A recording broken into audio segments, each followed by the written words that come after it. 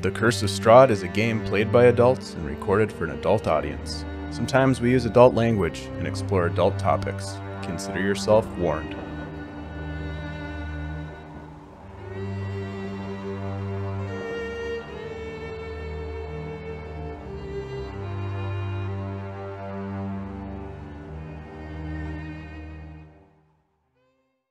Welcome back to the Curse of Strahd. I'm Dave, your humble dungeon master. This is the Superior Adventurers Guild, and Shannon says that we're amped up tonight, so I'm gonna not even waste any time. I'm gonna jump right over to the gang here, the Strahdies, as we're getting ready to, I don't know, do another hot lap through Castle Ravenloft. We'll see how that goes. But before we do that, why don't you all introduce yourselves to whoever's watching this on the YouTuber? Andy, why don't you start us off, pal? Hey, what's up, everybody? My name is Andy. I'm playing Corben Brindel, a 9th level Oath of Vengeance Paladin, and proud current owner of the Sun Sword. Oh, yeah, that's right. Thanks for reminding me. Let me write that down. Oh, shit. What does that mean? Shannon, why don't you say hi to the viewers? Hello, I'm Shannon. I'm playing Mara Brightwood, 9th level Light Domain Cleric, and proud owner of an amulet that has yet to really see what it can do. That's right. It hasn't been presented yet, has it? Not yet. Oh, Gonna. exciting. It might. Yep, we'll see. Ben. Hi, I'm Ben. I play Bjorn Ironhide, sorry.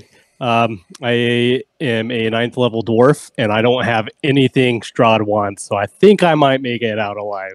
We'll see what happens. He has something you want, though, doesn't he? Yeah. Yep. Yep. So we'll see what happens. Yep, hopefully, we shall. Hopefully we make it out. You have nothing to worry about, right? You guys have your eulogies ready to go, just in case, and your yeah. There might be some tears shed tonight. Who knows? We have no idea what's going to happen. What I can tell you, though, is that this campaign has a sponsor, and that sponsor is Warrior Brewing Company right here in Duluth, Minnesota, the makers of fine craft beer. Shannon, thank you for modeling. Shannon is day drinking Warrior's Barbarian Stout. I wonder who could tell us more about that brewery. Is there anybody here who is interested in telling us a little? Hey, Ben, why don't you give it a shot? Oh, man. All right. Well, I'm Ben Gibson. I'm one of the co-owners and head brewers of Warrior Brewing Company. We are a veteran-owned and veteran-operated brewery that brews beer to help support veterans. So by collaborations with education and different seminars that we do, then also by donating to different organizations that help veterans. So our themes, as you see, I'm a huge D&D nerd, believe it or not. I love some warrior going through. So a lot of our themes are different warriors from eras. So like we have our Barbarian, a Valkyrie, a Patriot. We got a Templar and a Samurai to come, and lots more goodies ahead. So yeah, stop help support us, and we'll keep supporting this channel too. So we'll see. We have some good collaborations with the guild that we are planning up ahead here soon. That's absolutely right. Ben, where can people get your stuff? I know this might be like a month in the future when they're watching this, but it's in the Twin Ports here of Duluth and Superior. Yep. Right now we have our can cells in the Twin Port area. We're going to be expanding to the Iron Range, and also planning on doing our barrel-aged bottles sales down in the cities. So nice. That is on its way. That's great. Thanks for the sponsorship. We appreciate it. We're excited to have you on board, and your beer is fantastic. So it's good to be teamed up with you. Andy, you have an announcement, don't you? What? I do? Didn't you? Wait a minute. Oh, yeah, that's right. We have merch, people. Go check it out. We'll post the link somewhere, I guess, in YouTube. Yeah, it'll be in the description, I think. Somebody will take care of that, right? Yeah. But we got some great t-shirt designs. We don't have a Strahd design yet, though, do we? Hoodies. No, I don't think we do, actually. I think we need one. We'll just have him standing over all of our dead Your bodies. dead body. Exactly. Just in Exactly. time, potentially, for the campaign to end. Or Bjorn holding his head. You know, that's a great question, or a great point. We are in Castle Ravenloft, and you know, this crew is hot for Strahd right now. It's potential that there's a lot of potential that this could end in the next couple sessions. Who knows? But we do have a little a follow-up arc in the works, utilizing the Domains of Dread that just came out in Van Richten's Guide to Ravenloft, and Ben is going to be running a game for us, and so that'll be really fun. We're looking forward to that. I'm not sure when that'll start, but that'll be next after this one ends, so that'll be great, and we appreciate that. Shannon, tell us about the berries. Berries. Oh, raspberries are coming in strong in the backyard patch. And I got to do something with them. The berry update. Thank you, Shannon. Yeah. Appreciate that. Yeah, I know people were waiting on that. I'm sure that people are really excited and want to know. Well, so Very been a good lot of inquiries on Twitter, and a lot of emails coming in wondering what's going on with Shannon's berries. So I can understand that, really. It's a hot topic, as they say. You know what else is a hot topic? The Curse of Strahd. And we're going to dive into this. Before we do that, I want to do a quick recap of what happened last time, because in the last session, you were wandering. You did a bunch of wandering around Castle Ravenloft. You explored the spires and descended into the larders of Ill Omen, where you entered a room illuminated by candlelight, an office of sorts that seemed empty at first until the door creaked shut behind you and you were attacked by a shadow demon, which raked its claws specifically across Corben, inflicting a considerable amount of psychic damage. Bjorn and Mara stepped forward and helped to quickly dispatch the demon, however. So while it did some damage and sort of set you back a little bit, it wasn't a terribly difficult fight. You were startled but safe for the moment. You moved into this Hall of Bones, which was like this grand hall of macabre furnishings made entirely of human bones. It was very disgusting. You pressed forward into a shroud cover, or a fog shrouded hallway. But you decided to turn back, and you decided to retrace your steps all the way back to the very beginning of where you started. But along the way, you were attacked by a swarm of skeletal hands that were more of a nuisance than a real danger. You quickly destroyed them, moving back into this storeroom that was adjacent to the Witch's Cauldron room, and you crept past the Witch's Cauldron door, and you descended through the trapdoor, dropping yourselves into the lounge just as the witches came out into the room. And I just remember the scene where Corben's kind of like closing the door as the feet come into view. Luckily, they didn't see you at that point. But as you attempted to rest, which is a difficult proposition in this place, Bjorn was busy calling out for Sasha, one of Strahd's consorts, one of his vampire spawn, who Bjorn has taken a liking to, if you will. He did see her floating outside the window calling to him, but he resisted her invitation. But his shouting alerted the witches, and the witches tried to come through the door that Corben was holding back. Eventually, they forced it open, and you were able to dispatch your assailants with pretty easily, but you were quickly visited by a batch of minions, a squad of 6 wights. And luckily, Mara was able to use her channel divinity to turn undead, and half of them were affected by that, and Bjorn and Corben held their own, smiting and slashing. Eventually, you cut them down. And as the silence settled in once again, you contemplated the possibility of succeeding in arrest of any kind. In the shadowed halls of Strahd's lair, starting to think perhaps this may not be possible. But that, my friends, is where we left off, and we are back in the lounge of the spires. And I guess the question is, what would you like to do now?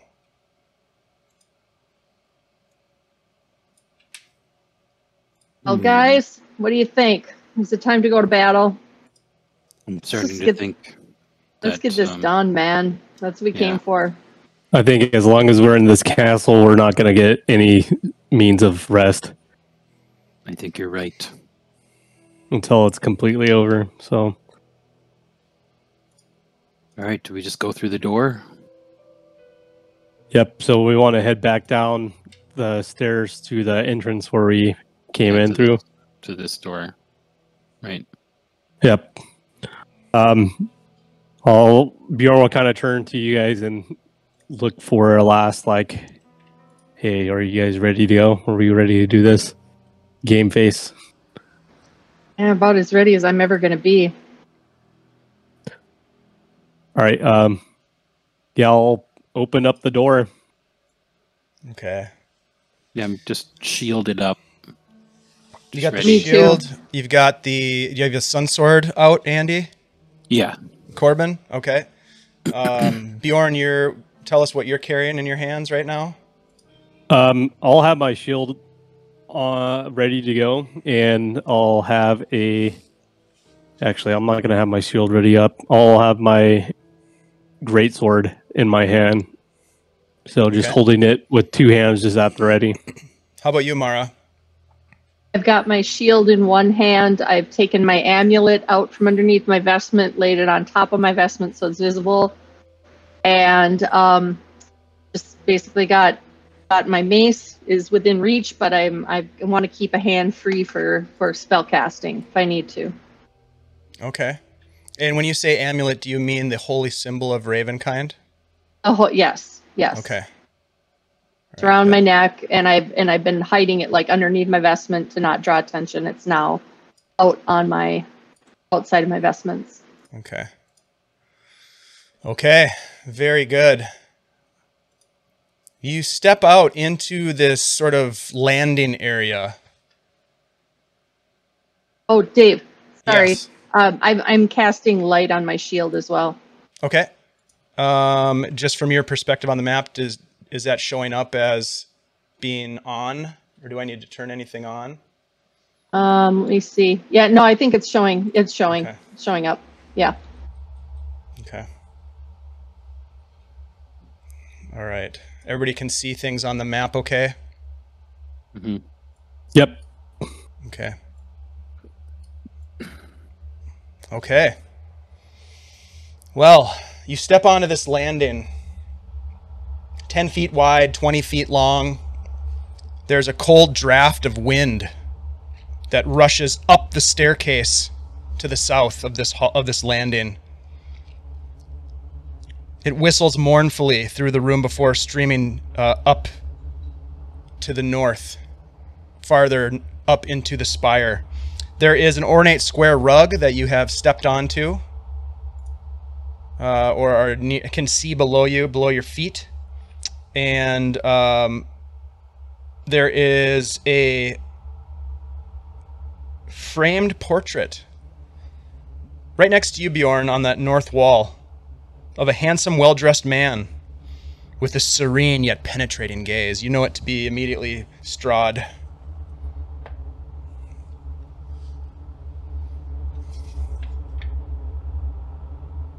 You guys ready to head down? Because we came up originally, right? Yeah. Let's go down. Correct.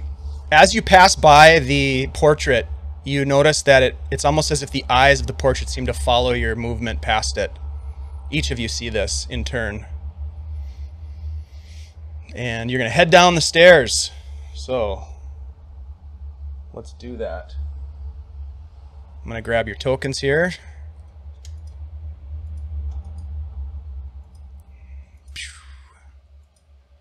So many maps to navigate. It's kind of fun and kind of crazy at the same time.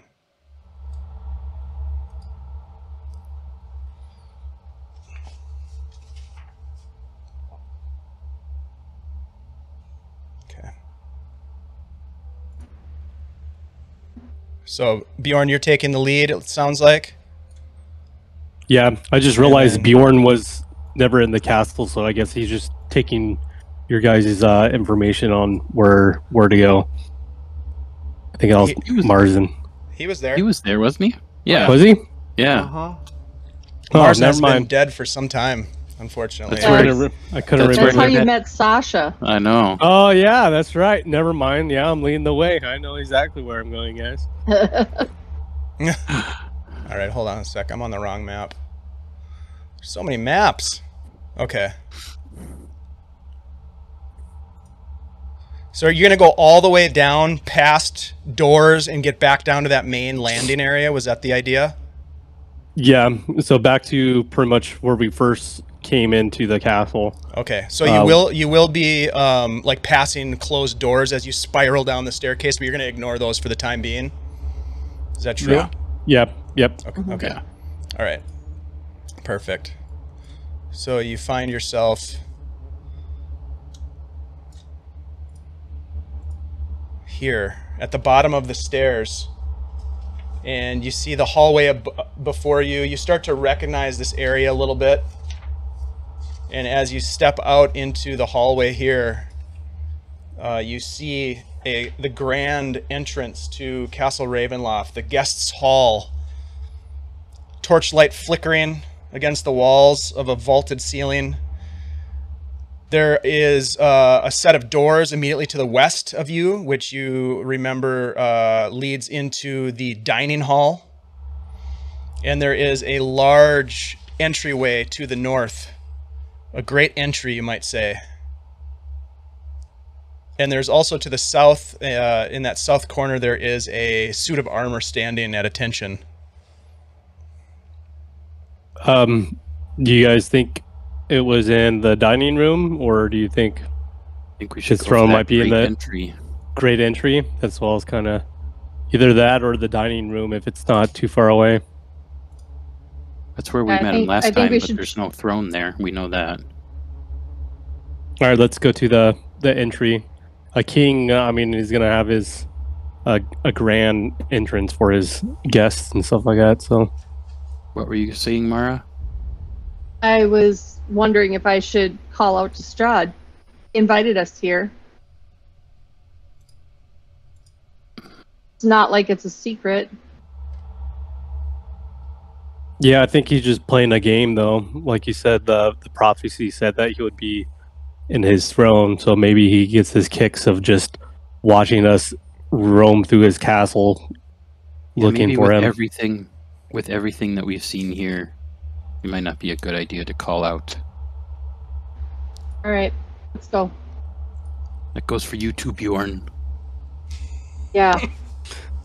Sasha. Yeah, oh, man. This guy's got a one-track mind. I know. Blood and girls. He must be very lonely. All right, let's move on. Have you seen any other dwarves in Ravenloft? No. Yeah. But Sasha's not a dwarf. Yeah, but she understands me. Oh, Lord. Oh, man. All right, we'll move towards the Great Hall, and that's to our north. Mara, roll a d20 for me.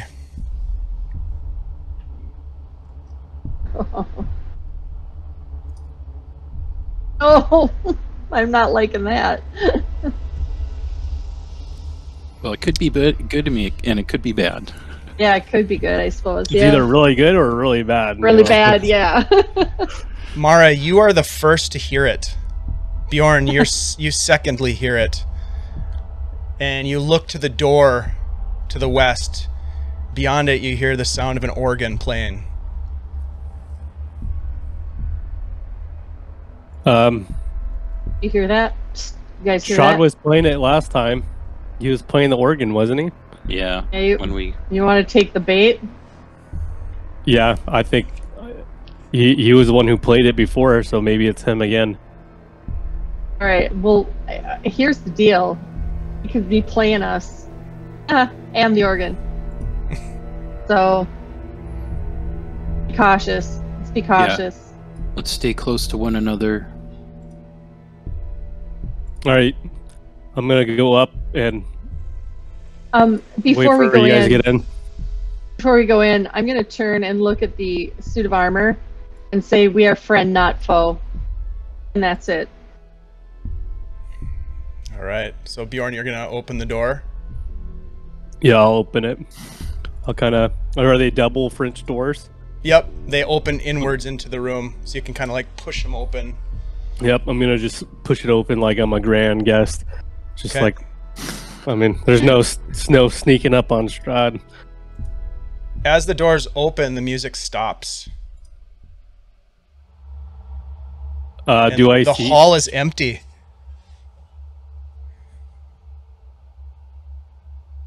I will close the doors. Yeah, let's not go in there. Yeah, I don't think his throne's there. It might be a ghost. Let's try up here to the north. Yeah. Seems As like the there's doors some- close, you begin to hear the music once again. Oh, I think he's that's toying neat. with us. I think Yeah. it's because he had an aspiration or like a aspiration. I can't say that word. Aspiration. You got His it. specter self. All right. Aspiration. So, yep. So I'm wondering if he's just toying with us and playing music. So the Great Hall entrance is up here. Is that correct? Yeah, so you go ahead and place your tokens where you would like to be for the moment. All right. I'll start heading up. You can get to And about the suit of armor. Yep. Go ahead. Where is that located at? I don't see it. behind us, Right there. Oh, across from right. the doors that we just looked in. All right. Yeah, so you pass into what is the great entry. Cobwebs stretching between these four thick columns, stone columns that support a vaulted ceiling of this dimly lit hall. Torches sputtering in iron sconces at the perimeter. The torches cast odd shadows across the faces of 8 stone gargoyles that squat motionlessly on the rim of the domed ceiling. Cracked and faded ceiling frescoes are covered by decay. There is a set of doors to the west, which you remember lead out of Castle Ravenloft. That is the way that you came in when you were brought here by carriage. To the east, a second set of double doors, bronzed. To the north, a staircase that climbs into darkness. I think we should check the doors that are straight across from the entrance. That seems like that would be the sensible place for, well, I don't know. the most natural place for a grand entrance would be to, like, people walk into the antechamber and then here's the throne room. So I think we should check see what's behind the doors. All right. All right, so you walk up to the doors to the east and you fling them open. Do you fling them open, or how do you open them, I guess, Mara? I think I'm going to let Bjorn open them, actually. Okay. he seems anxious to go, and I think that's wise. So Okay. Bjorn, tell me how you open these doors. I'll just open one and open it inward. So these are French doors as well, right? Yes. Open inward or outward? They open inward into the hall. Um, All right, so you open one side. Yep, Okay. the right side. As you open the door, you see a long hallway before you. Do you enter?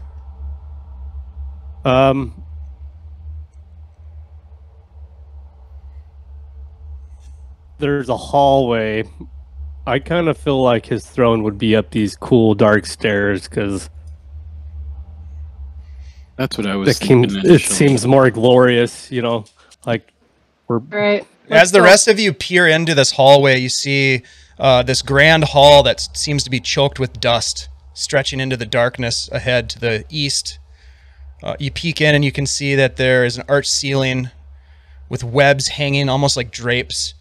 And along either side, on the north and south sides, there are statues of knights that line the hallway. As you close the door, I don't know. That could be his, though. I mean, there's a bunch of knights that's in here, so it's kind of a show. got to do the door creak. There you go. Well, Do you want to peek up the stairs just to see what's up there? Then circle back if it's not some grand throne room? sure. Yeah. I think we should. All right, let's do that then. So we'll make our way up the stairs just to see where it goes to. Okay.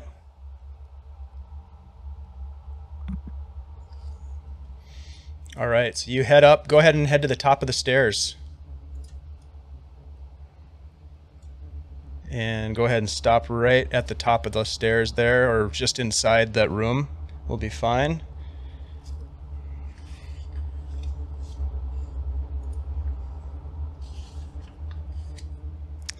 Massive stairs rise to a landing 20 feet wide by 40 feet long.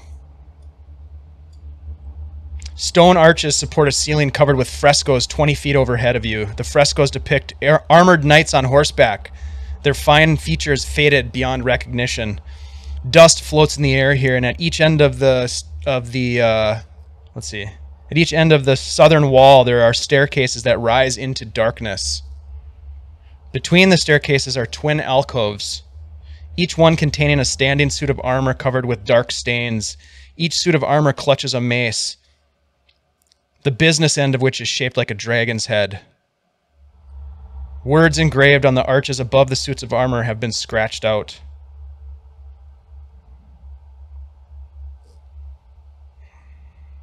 What is the language on the arches? You cannot tell because it's been scratched away. Oh, okay. Seeing this, I feel like that hallway was a more grand thing. Rather than come up here, what do you guys think? Continue up, or do you think we should go through the hallway? I just think all the knights. The only other option, I guess, would be that it would connected to the dining room. At least, like, in terms of the way we came. I guess it could be anywhere. But, yeah, maybe I feel that like hallway the hallway, yeah. With the knights. I didn't want to go down it unless it was like, I feel like they're trapped or something. I don't know. This feels like we're just going back upstairs. Yep. What do you think, Agreed. Mara? Yeah, agreed.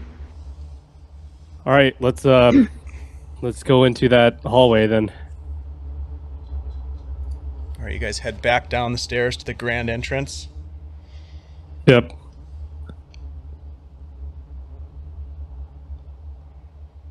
As you step into the entrance and step towards the door, you hear movement above you.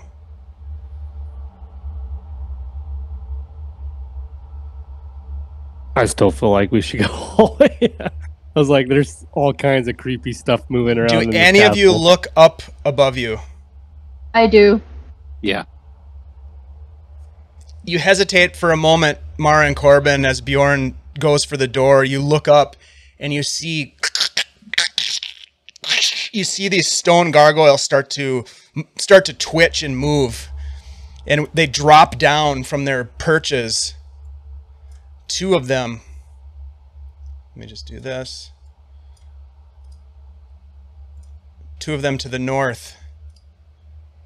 Two of them to the west. Two of them to the south. And two of them on either side of you, Bjorn. I need everyone to click on their token and roll initiative as the gargoyles come to life and drop down to fight you. Oh my god, that's a lot of gargoyles.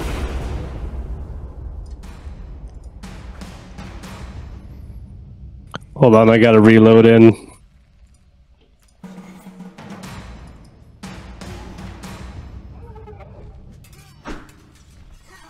Gargoyle fight music.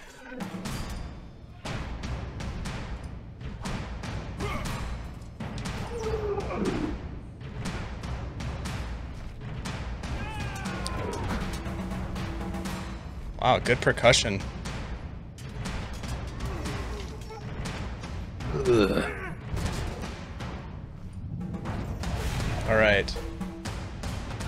We're just waiting on Bjorn.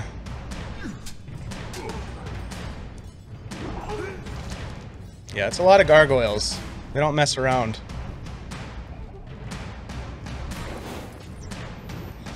Yeah, let's wait. We'll give Ben a minute.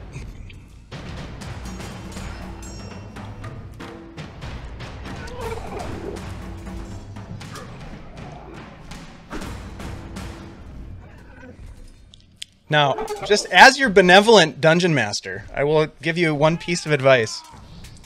Don't use all your resources before you get to Strahd. Yeah. That's all I'm going to say about it. All right, Bjorn, you have the top of the initiative. What would you like to do?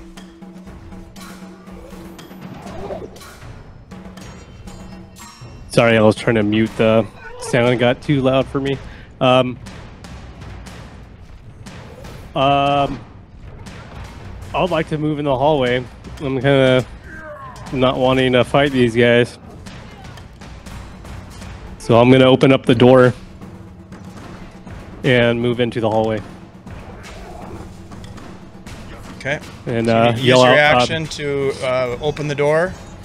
Yep. Actually, you can interact with an object as a free action, so I'll let you do that as you open the door as a free action. Let me get that for you. And then go ahead and move. You got your movement there.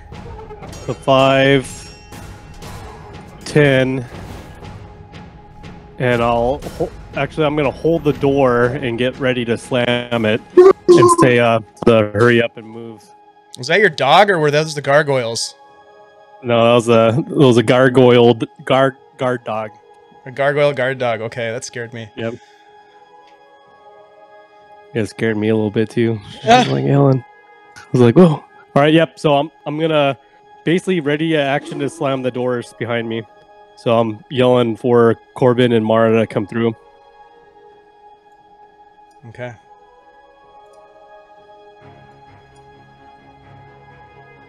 All right, so that's your turn. Mara. You're muted. Thank you. Yep. I'm going to just look at them all and say thank you for the lovely welcome and dash through the doors. Okay. So when you say dash, are you going to use your action to move twice as far? No. Okay. Sorry. Okay. Bad choice of words. That's fine. I just wanted to clarify. Do you want to use your action for anything? Just ready. I'm gonna ready my mace. Okay, and what will trigger your mace attack? Actually, I'm gonna ready burning hands. And Okay. the action would be if they follow us through the door. Okay. So if they follow you through the door, you're gonna release your spell, and I just want you to know, like, it does use a spell slot. Yeah. Okay. Oh, to ready it or to use it? Well, Yeah, as soon because as you ready it, it's you're like readying a using it. spell, and it's like using your Yeah. spell slot. Even if it doesn't go off, you've used Oh, your spell okay. slot. So just Then- you might want to then I am- rethink that. Yep. Then I'm not going to ready I'm not going to ready that. Nope. Oh, okay. Do you want to ready something else? I'll kind of like I'll have my hand on my mace handle, like this. Okay. So you haven't actually drawn it yet. No, I have not drawn it. Okay. All right. So you're gonna attack with it. You're gonna draw it and attack with it if something gets in your face. Got it. Correct. Yep. That brings us to the gargoyles. And they are going to swoop in. Some of them flying, others of them skittering. They're going to cut you off, Corben. Yeah, I figured as much. Guys. I go after the gargoyles.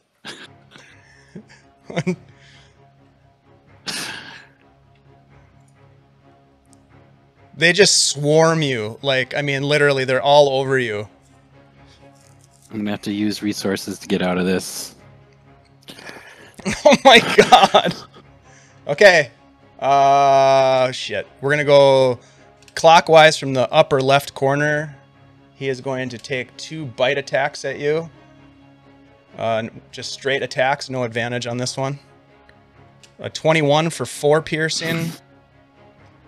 An 11 misses. Okay, hold on. So 4 so far. The one to the north of you is going to have advantage. It is going to claw you twice. 7 and an 11. Or no, excuse me, Yes. a 9 and a 19. The second one hits. A 6. Yeah, the second one hits. So 6. Yep. And then the one in the upper right corner has advantage. Is going to claw you twice. A 20 and a natural 20. So a total of Jesus. 17 slashing. The Hold one... on. Yep. It's a lot of numbers. Your friends just took off. I could die right here. You guys. The one to your right has advantage. Going to claw you twice. Oh God. A 16 and a 20. The 20 First is one for misses, the second one hits. So it's- 3 more. I'm really sorry. I was on mute and I tried to throw up a warding flare on the first one of those. You can throw up a warding flare on the next one if you want. Okay, I'll do All that. right, so this one will be just a straight roll on the first one. It's a bite attack.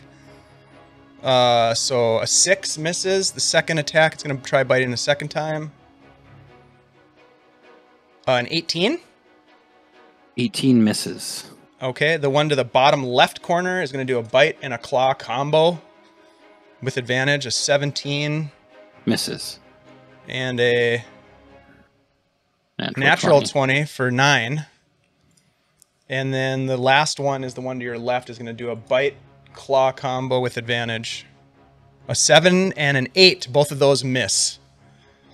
So as you guys burst through the doorway, these gargoyles fly and skitter in around Corben, surrounding him and just biting. There's just all around you, Corben, and it's your turn. All right. I'm going to Here comes the storm. I know. I was like, it's perfect for Strahd right now. Seems like a hurricane outside. I have to close the window. Do it. All right, I'm going to have to burn a second level spell slot. I'm going to cast Misty Step as a bonus action. Smart. And I'll Very move smart. 1, 2, 3, 4, 5, 6. So I'll move to there and rematerialize and just be like, shut the door, shut the door. Could I use my reaction to shut the door then? Because No. I readied the action to shut the door. Oh, you did? Yep. So when I went through, Yep, I then you readied the can. action to shut Absolutely, it you door behind. can. Yep. Sorry, Right. I missed that part. So he runs through, and you shut the door. Yep. So Okay. slam the door. The door is shut. That is your turn. Corben, is there anything else that you have on your turn? You use your bonus action. Anything else? I'll use the rest of my action to use up the rest of my lay on hands Okay. to give myself 11 hit points. Oof. So that is depleted fully. Yep. Ay, ay, ay. All right. Bjorn, it is your turn. Is there any type of bar lock on the inside of this door? There is not, but you can, if you want to roll a perception check or an investigation to look for something, that would be your action. But I would I'll also just- let you use your free action to engage with whatever it is that you might find, if you find anything. It's up to you. All right. I will just grab one of these armor things and shove it in front of the door. Okay. Yeah, absolutely. So you move one of the armored statues to the door. All Yep. right. So just the one to the south. Okay. As you grab it and start carrying over, you're kind of face to face with the helmet of it. And it's not heavy for you, but it's a little unwieldy. But you look in it and you almost, for a moment, you see a pair of eyes looking back at you. Nevertheless, you're able to push that up against the doors, barring them. And you can kind of feel the push of the gargoyles on the other side. Anything else, Bjorn? I'll just turn back to them and be like, we need to move quickly. Let's get out of this hallway before they bust this door open. And that's it. Okay, Mara, brings us to your turn.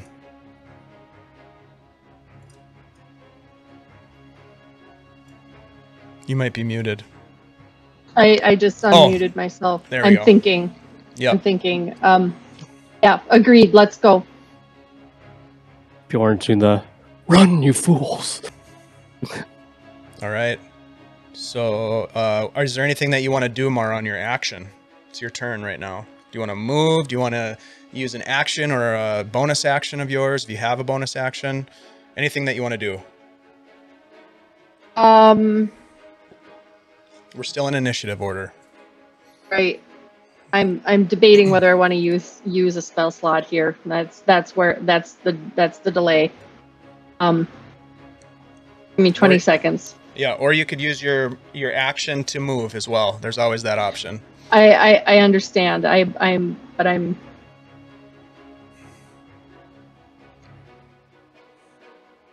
Yeah, let's move. Let's go. I'm just gonna move forward. Okay. Go ahead and use your movement to move.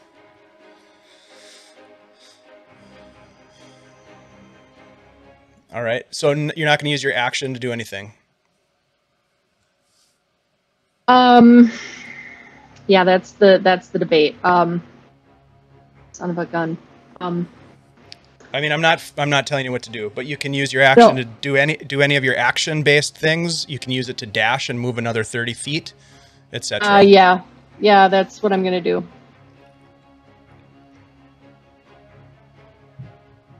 So you can get to the door. As you're running down this hall, Mara, as fast as you possibly can, sweat dripping down your face. You get the you know how like you're walking through the woods and you get cobwebs all over your face, but it's thicker.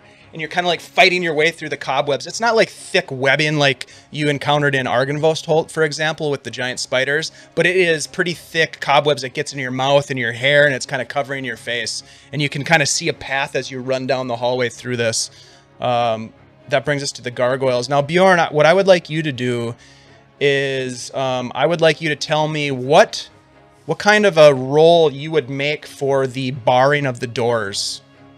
As you set this suit of armor in front of the doors, what would be a good roll to contest against? Because I'm going to contest with the gargoyles. They're going to push on the door. They're going to have advantage on this. I guess you're talking about what type of a skill check would be appropriate here? Against, I guess my perception. I guess like maybe placing an item in the right spot.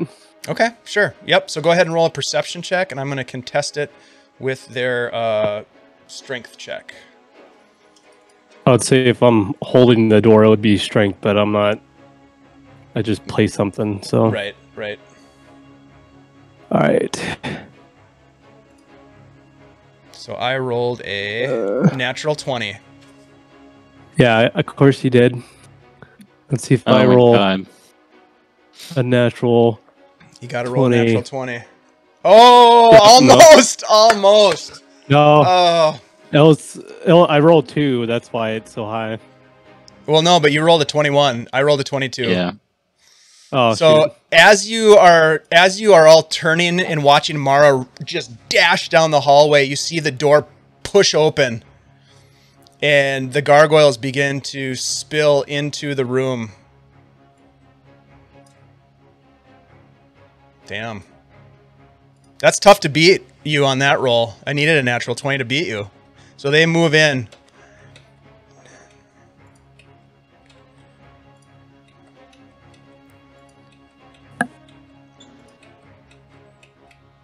They just swarm into you. Not quite as many as Corben took a licking from, but they're in there. So we'll start at the upper left corner here, right here. Not going to have advantage, but it's going to be a bite claw combo. A 13 and a 13 will not miss, or not hit, excuse me. The one just to the north of you is going to have advantage on this one because you're flanked. A natural 20 for 6 piercing, and an 11, which will not hit. The one to your northeast will have advantage. Bite claw. A 17 and a 21. Either of those hit? Nope. Okay. 22 is my AC. Sorry, got my calculator out for all this damage that's about to happen. All right, the one at the below you is going to have advantage on a bite claw combo. A 20 and a 16 are going to miss. The one to your southwest is going to have advantage as well. A 17 and a 13 is going to miss, and the one to your west does not have advantage. Natural 1 and a 19, so they're all gonna. You're kind of like deflecting their attacks with your greatsword as they swoop in around you. That is their move. It is now Corben's turn. God, what is Bjorn's plan here? Could I do a reaction to Shannon's pacing around the room right now. Yeah, you can get a reaction, right? My reaction to them hitting me, I'm turning to my peers and I'm yelling, "Run!" All right, hearing that, I'll make a dash for the other side here. 6 and yeah, I'll take the dash action to get all the way up to the doors next to Mara. Okay, so use your action to dash. Got it. Yep. Bjorn, it is now your turn. You're surrounded by these gargoyles as they scratch and bite at you. I gotta Google something real quick because for whatever reason it's not pulling up. I'm trying to look up instinctive pounce. Does that allow me? Instinctive pounce? Is that it's one of your class features? Yep. Class Barbarian. I got it. I was gonna Google it. As part of a bonus action, you take to enter your rage. You can move up to half your speed. So you would have to rage for that to work. Yeah. No, that's not gonna happen. Not in these gargoyles. I just put it in I'm going. Oh no, it didn't really come out, did it? All right. Anyways. Oh, sorry, I don't know how to print it. Yeah. You'd have to be raging to use that. I am going to use the dash action and move. So 5, 10. You're gonna get 15. 6 attacks of opportunity on you real quick. All right. Oh God. So we'll do 1, 2, 3, 4, 5, 6. A 10, an 18, a 7, a 23 for 8 slashing. 21 does not hit, correct?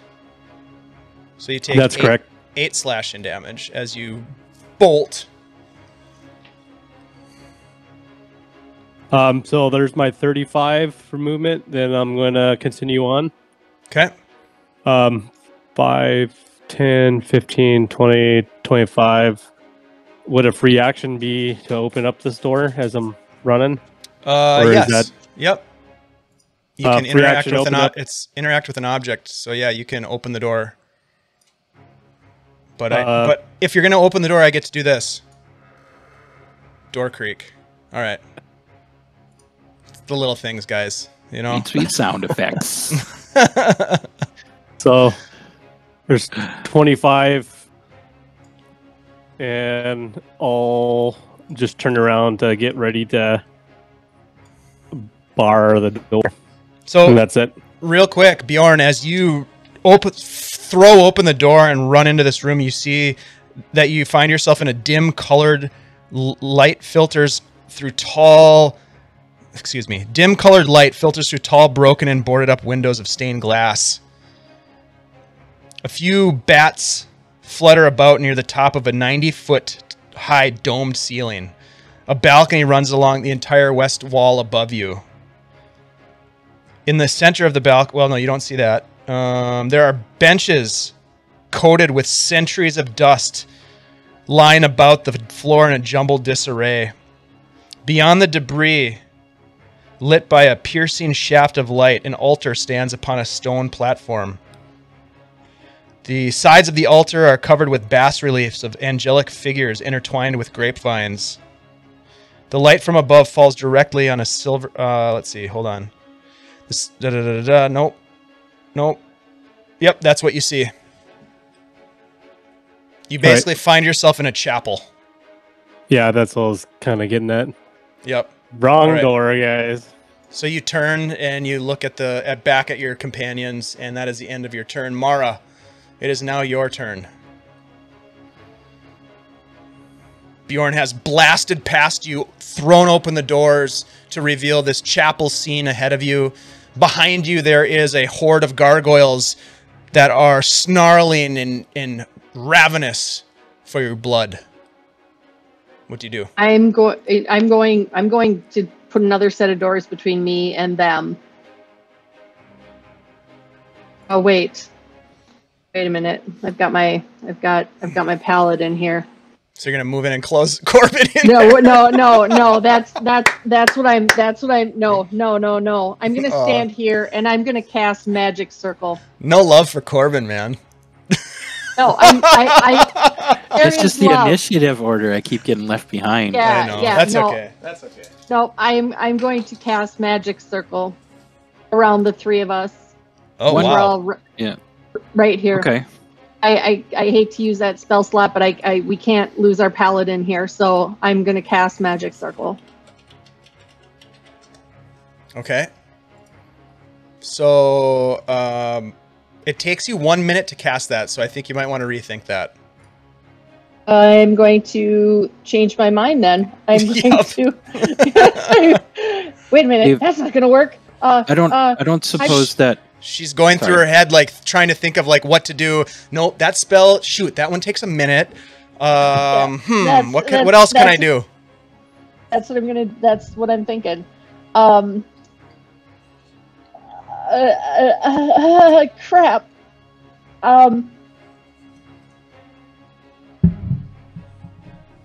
I'm going to cast Spiritual Weapon. Okay.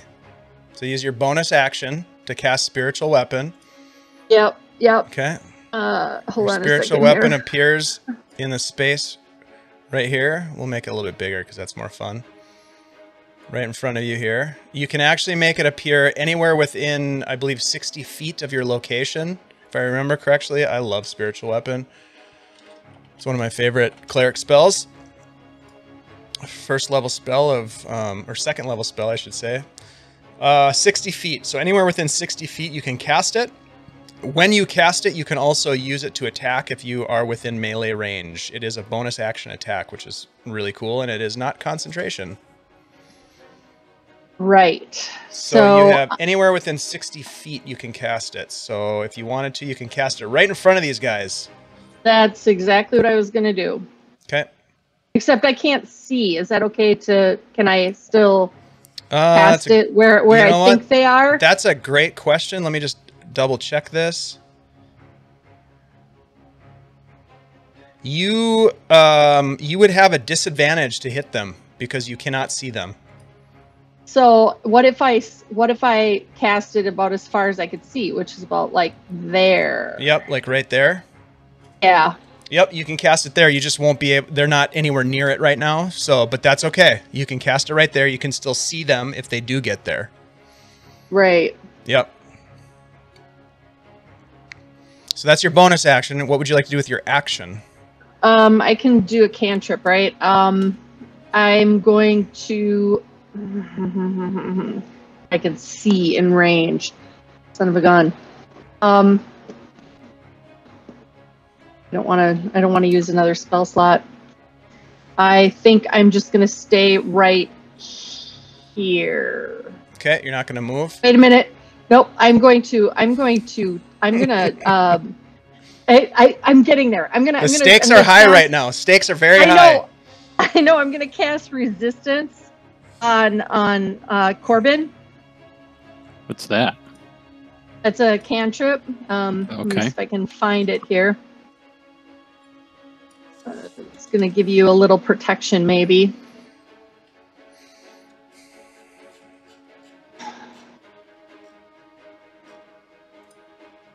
And since it's a cantrip, I'm not going to burn any spell slots. Up to 1 minute, you can add a d4 to a saving throw of your choice.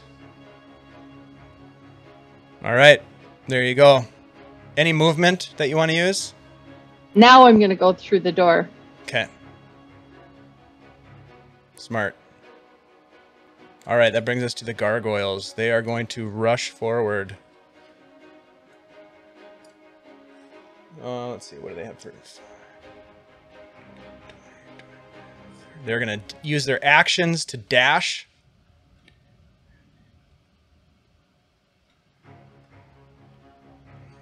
And they get that far. And it is your turn, Corben. As they're coming down this hallway, you just look back. You watch Mara go through the doorway. You look back behind and you see these gargoyles just... They're all coming down this hallway straight for you. What do you do? I'm gonna disengage and move Nice. through the door. Very smart. So action is disengage. You move through the door. All right. Anything else you want to do with your turn? Wait, let me just think. 1, 2, 3. I'm gonna move it just a little bit further into the room. 5, 6, just to be right. Just use all my movement. Might as well. Bjorn, brings us to you. You look back as Corben runs past you, Mara runs past you. You look back and you see the gargoyles racing down the hall towards the doorway. What do you do?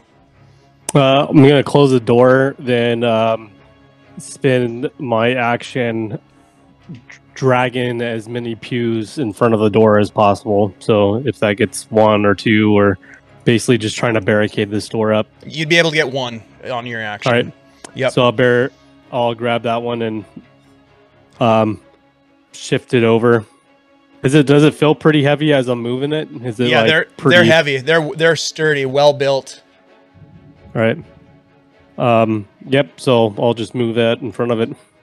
All right. We're still in initiative order. So Mara, what would you like to do? Question about my spiritual weapon is on the other side of the door. Correct.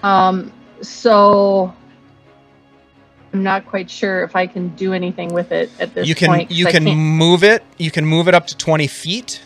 You could try to use it to attack. It would be a disadvantage because you cannot see any of the creatures. Okay, that was my question. Yeah, I'll try to attack. I kind of remember where the horde was left. Okay. And so.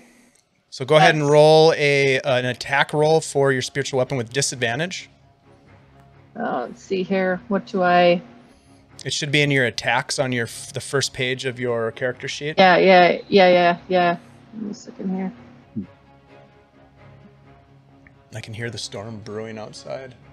I know that's what I got up to do. I had to close some windows. I love it. It's like perfect ambience for our Curse of Strahd game. Yep.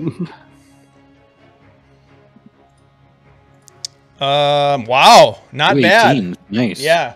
We want to take the 18 or the 18? I think you should take the 18. I'll take the 18. It's really kind of hard for you to know what happens, but if you listen close enough, and maybe Bjorn can hear it a little bit better, you hear this, "Wah!" as your spiritual weapon swinging blind, you hit one of these creatures and do 11 force damage. Anything else, Mara? Can I disengage as well? Nope. Well, yeah, you have your action. You certainly can. There's nothing to disengage from necessarily, but you could. Oh, okay. So I wouldn't do that necessarily, but you could. Okay. You could do any of the other actions. You could cast a spell. You could dash. You could help somebody with something. You could hide. You could ready an action. There's all kinds of stuff you could do. Actually, I'm going to. You said that the pews are pretty heavy. Mm-hmm. Would I be able to move? I know the Barbarian can move one. Do you think that I could move one of them as well? You could certainly try. Roll an athletics check for me.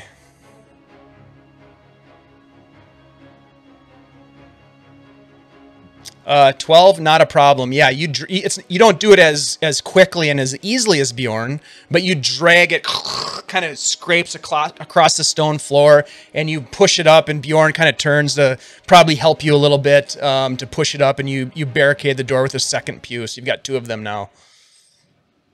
And then I'm gonna kind of, yeah. Can I move still? You still have movement, yes.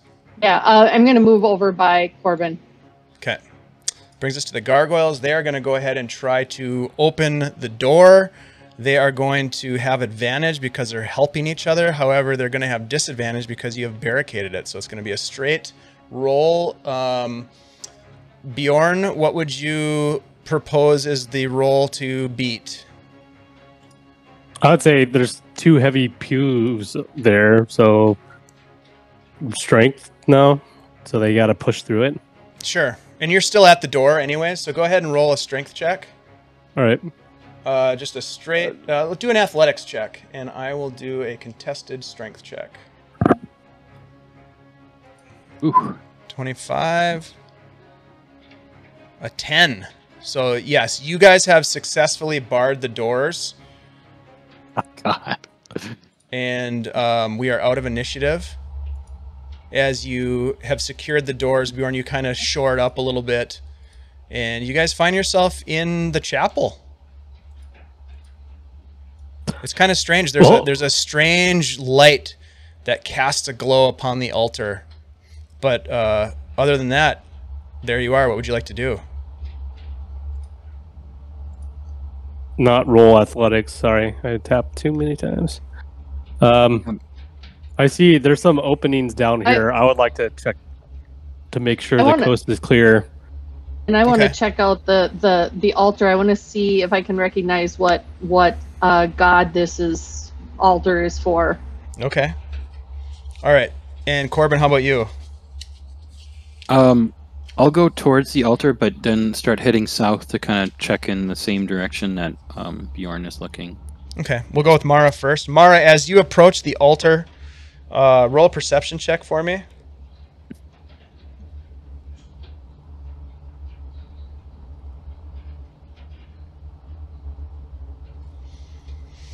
$16. You look at the altar and you see that it is it appears to be some goodly aligned god or pantheon that was potentially worshipped here. It has hints of what you know as the Morning Lord or Lathander, but a little bit older. Like there's hints of it, but it doesn't seem fully to your understanding as a relatively new acolyte, a relatively new cleric of the Morning Lord. It is maybe archaic a bit in nature, if you were sort of a judgy type. So, because of my studies at the Society, would that help me to recognize that as Morning Lord, although archaic?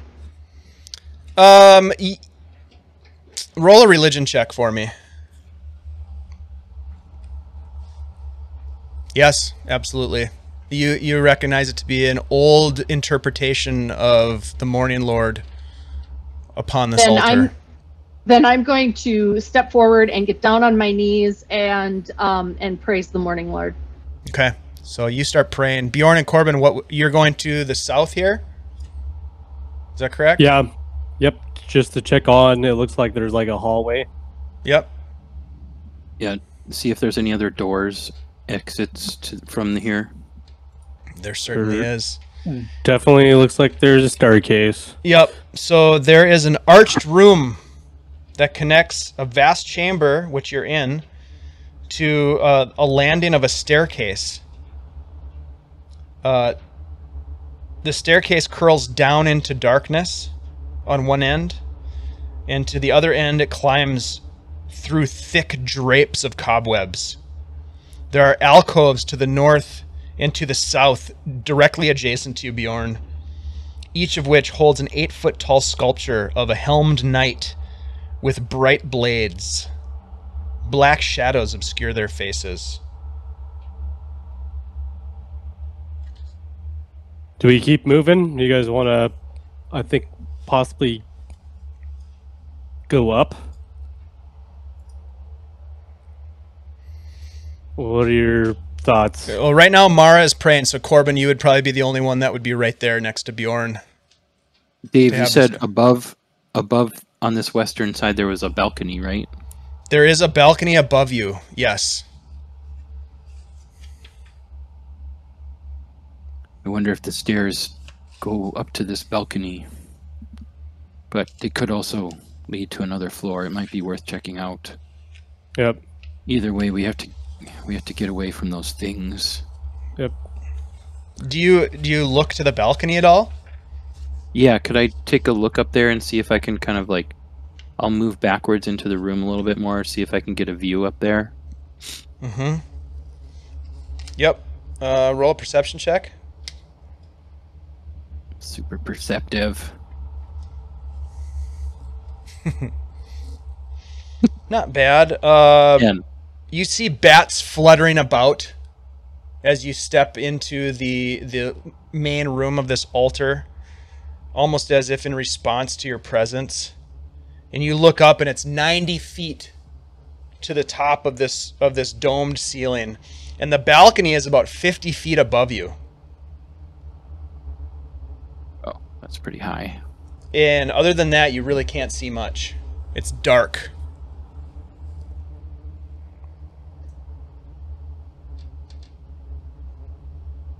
Well, you guys ready to move, or do you want to try to rest?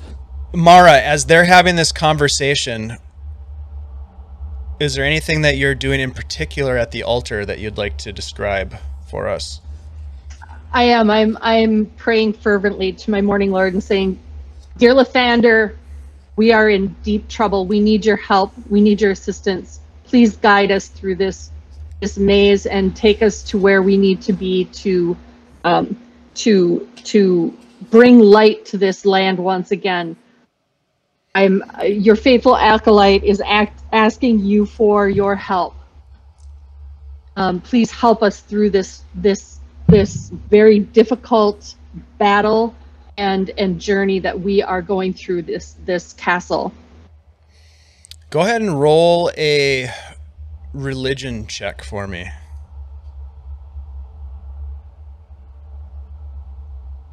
You close your eyes and you do you say this prayer out loud, or is it do you say it internally? I'm mumbling it, just like kind of softly. Okay. Because I know it's between me and my God, and the barbarian doesn't give a crap. And your heart rate is pounding right now as you just got out of that tense situation. You've got sweat kind of dripping down your face. You've been injured a bit, and you're down on your knees praying to Lathander, and you hear a voice. A soft voice. "My child, if only you knew." And then the voice changes and distorts and corrupts, and you hear the voice of Strahd. "If only you knew how near I am to you always. Yes." And you just hear this echo of this laughter throughout the chapel. All three of you hear it, and it rings in your ears. And Mara, it almost offends your sensibilities as you have called out passionately to your God, but have been the response coming from this demon, this devil, Strahd.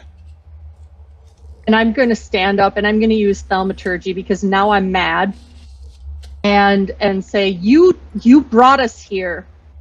You're toying with us. If you are the lord of this manor, show yourself to us.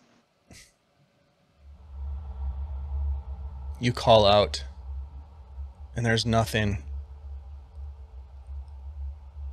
Howard. I'll call back to Corben and Mara and be like, "Well, he knows we're here. I don't feel like we could stop here for a rest. I think we need to keep moving." I'm going to take one look at this altar. I'd like to investigate this altar before we leave, and then we can go. Okay. Roll an investigation check.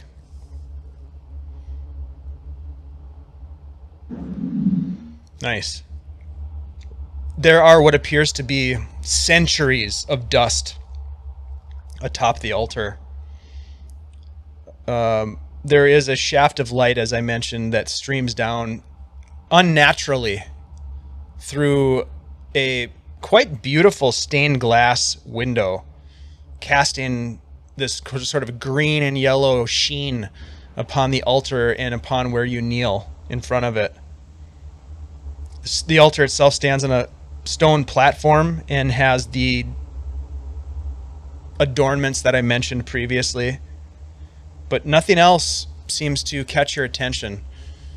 Old candles sit atop it, melted to the wick. But that is it. Okay, I'm following the guys.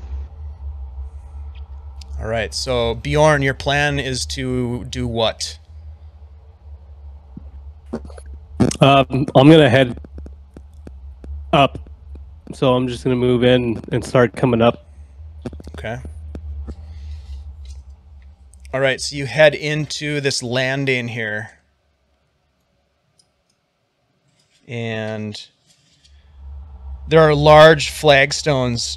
This spiraling staircase leads up and down around a 20-foot wide stone core. Cobwebs fill the staircase, making it difficult to see even the ceiling. Heavy beams sag overhead from centuries of supporting weight.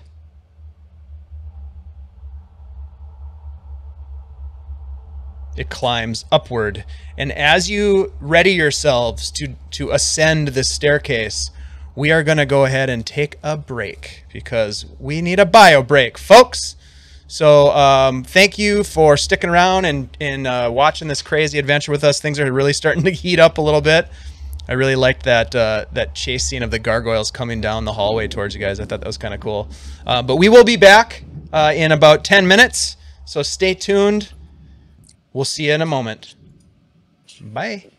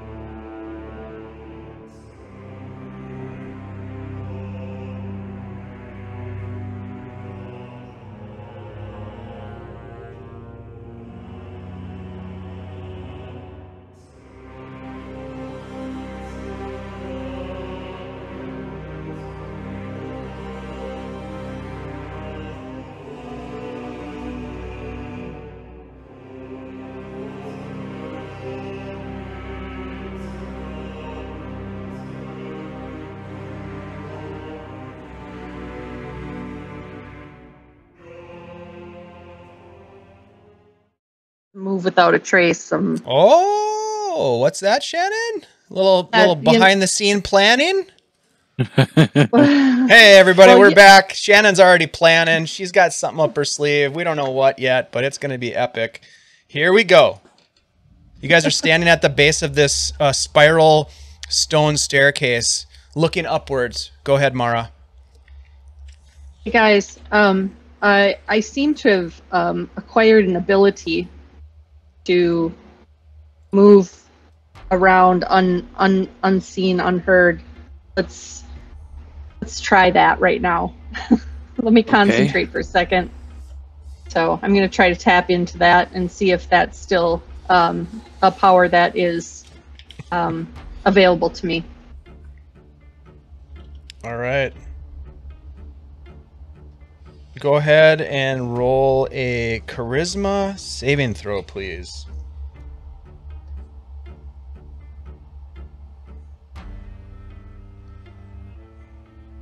What'd you get? 15. Oh, +5 because you're next to me. 20. Okay. Thanks, Andy.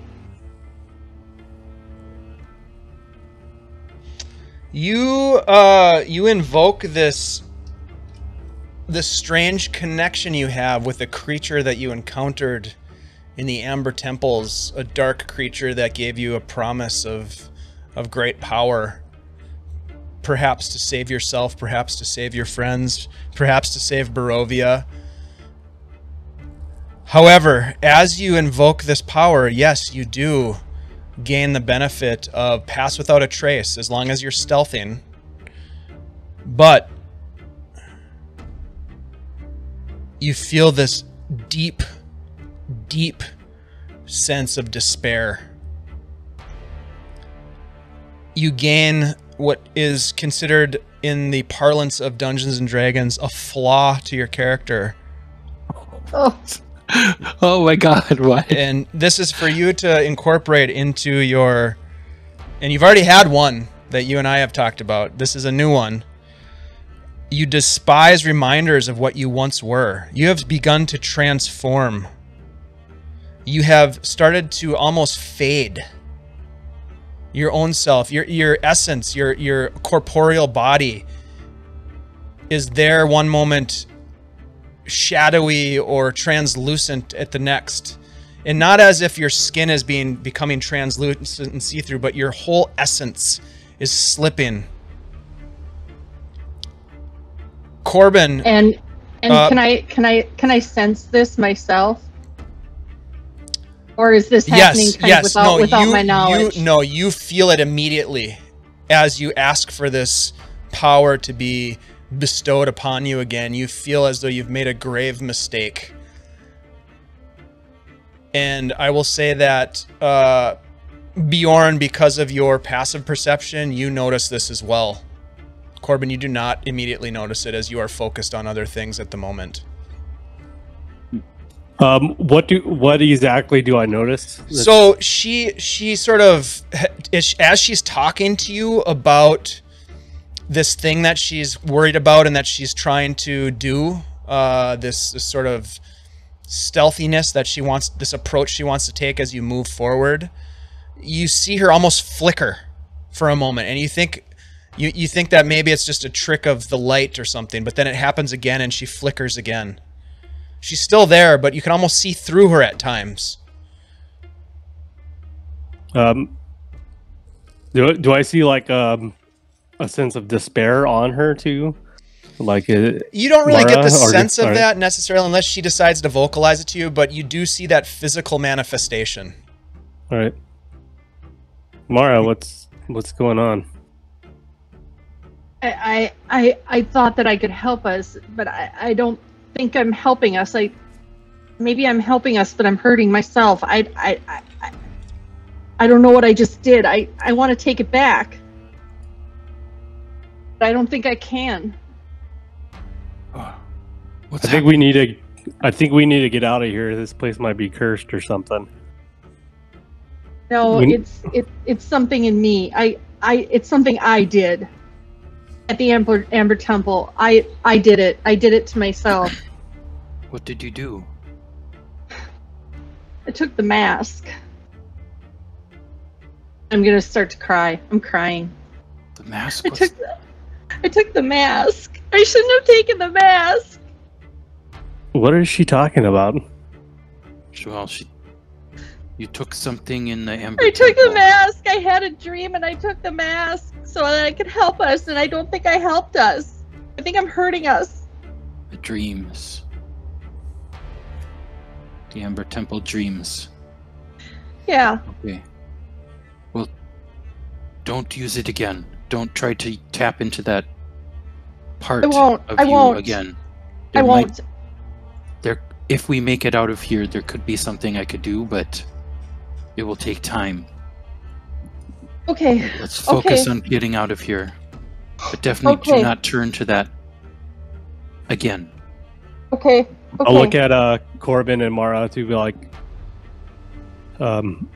Corben's right. You can't dwell on that right now. I was like, if we're gonna make it out of here alive, we need your full focus on what we're about to face. Okay, So- okay, I'm getting it together. I'm getting it together.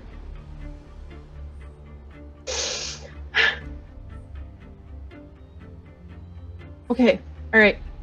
I think I'm gonna be okay. I'll be okay.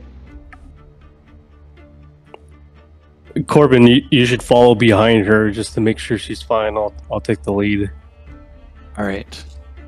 Then I'll start making my way up the staircase, kind of reflecting on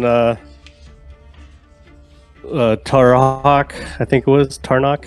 Tarhawk, And, yeah. my Tarhawk, my dream. Then kind of connecting the dots. I was offered a gift and I didn't take it. Then now understanding that Mara was probably offered a gift and she took it and it's affecting her in some way. So kind of like in disbelief that a creature of God, I guess, would have took something like that in such an evil place, then like angry and kind of disgusted and like saddened too a little bit. So I'm just head up the stairs, disappointed in the Amara. Oh shoot! Oh, I just jeez. teleported. Wow. Oh, Ouch. wow. The You don't know that. barbarian That was all in his head. disappointed. Yep. Wow. All right, so Wow. this revelation is made emotional and terrifying and judgmental, I guess. But you guys make your way up this staircase, and it continues on and on and on, and you continue to walk up and up, farther and farther, cutting yourselves through cobwebs as you step on the flagstones of these stairs, spiraling farther and farther up what you can only imagine as some grand spire. You continue on. I guess. Yeah, I don't know where I'm going, so I'll just keep going up. Okay. I'm guessing this goes up to the 50-foot high landing, but does it feel like we've moved past the balcony where the balcony should be? Oh yes, yeah, way Okay. past that. Okay. Yep.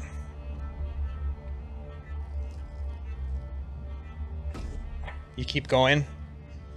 Yes, we haven't passed any doors yet. You have passed no doors. Okay. You ascend. You continue to ascend nearly 400 feet up, huffing and puffing with every step. The shaft itself is dark, although Mara has some sort of a cantrip that alights the place. The two of you having racial abilities that allow you to see. Wind causes the webs to stir and kind of flutter almost in front of you as the light sort of illuminates as you continue upwards.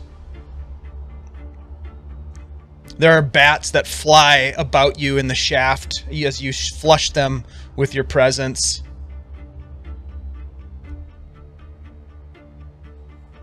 You continue up. You find yourself finally ending at a 5-foot wide stone walkway that circles the shaft. It's the top floor of this particular spiral. 15-foot diameter hole drops down as far as you can see into darkness below you, back from where you came.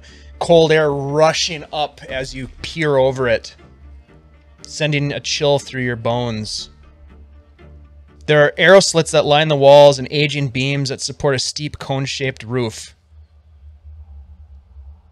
There is one beam and part of the roof that has fallen away, kind of broken, maybe rotted by decades, centuries maybe of rain and rot.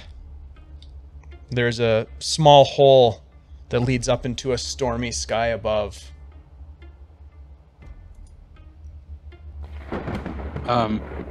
Well, this isn't it. I don't think Yeah. his throne's here. Can we see through the windows at all? Is there a window near the top of the stairs? One of those port. Yeah, there are arrow slits. Yeah. Yep. You look out of the arrow slits. Sure. Go ahead and roll a perception check. All right.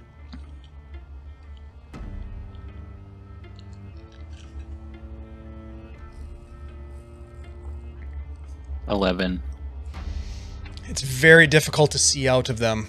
It is. You can tell that there's lightning and there are cracks of thunder. It is raining heavily. The storm continues to rage outside, but you see nothing else of consequence. Looks like we have to go down. Yeah, I don't think his throne's here. Or it's definitely not. As unappealing as that seems, I think that's our only choice. I mean, there is a hallway here. Do you want to try to... And it's not a hallway, it's just a walkway that goes around the top, right? Oh, yeah, it just kind of spirals around the top. Yep. Yeah, there's no other place to go at this point, although there is a hole in the ceiling where rain is kind of coming down. I don't think we try to climb out. Yeah, I don't think so. For how long it took for us to get up here, it's a far drop if we climb out. All right, let's jump back down this rabbit hole. So you head back down the stairs. Yeah. Making your way 400 feet, your calves burning, your knees sore perhaps from the descent. You make your way back to the landing where you started. Do you think? Quick peek here. Do you think it'd be worth to an investigation on the other side just to make sure we're not passing up some doorway or something? The stairs continue downward into darkness. I just don't feel like his throne's downstairs. You know, I feel like right, maybe check that north. Now that we're kind of backed in this corner with the gargoyles, like we might have to go down to get around. You know what I mean?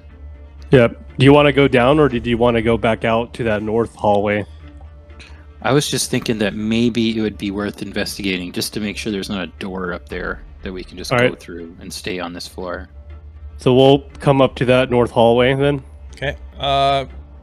Corben, roll a d20 for me real quick. Okay.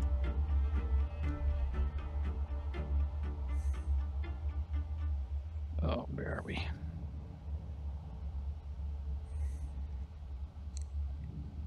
Four. Okay. All right.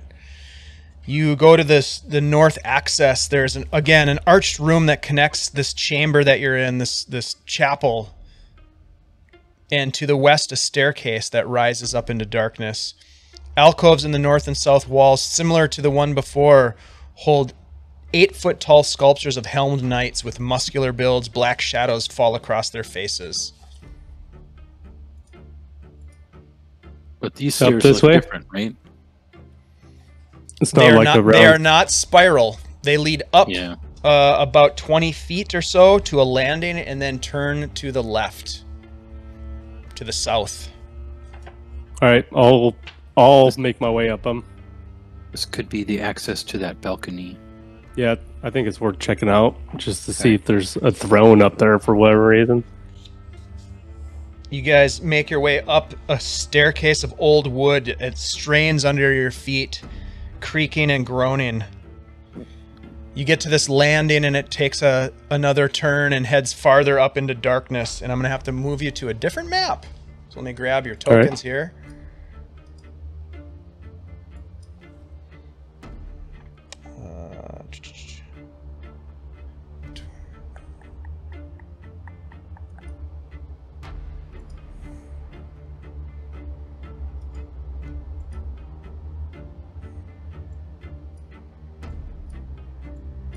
Okay, let me get you guys over to this map.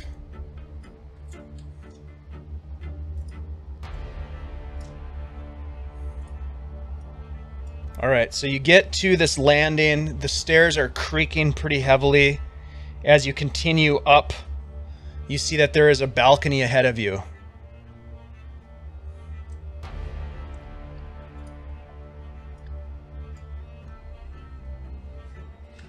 As you step onto the floor, you see sculpted stone railing that encloses a long balcony, which overlooks the chapel. 2 ornate thrones stand side by side at the center of the balcony, covered with dust and strung with cobwebs. The thrones face away from the double doors behind them that give access to the balcony. There are 2 slumped, motionless figures that sit in these thrones. As you look over the ledge, Bjorn, from where you're standing right there, you can see that it drops 50 feet to the chapel floor below.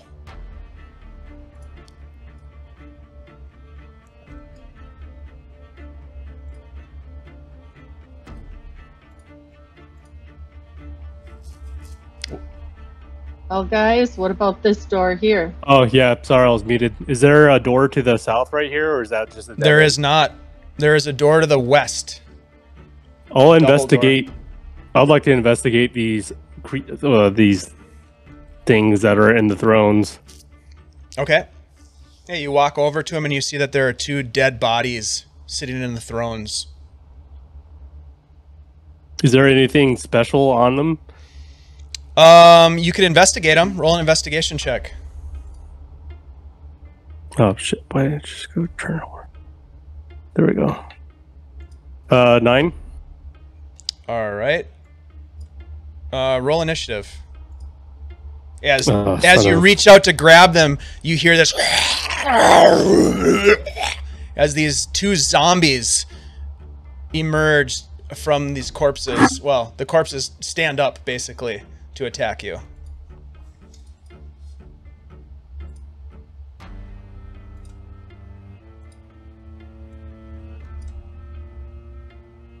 They did not roll well on initiative. Mara, you hear it first as they kind of growl and start to stand up. What would you like to do? I'm going to I'm going to cast Sacred Flame on this one.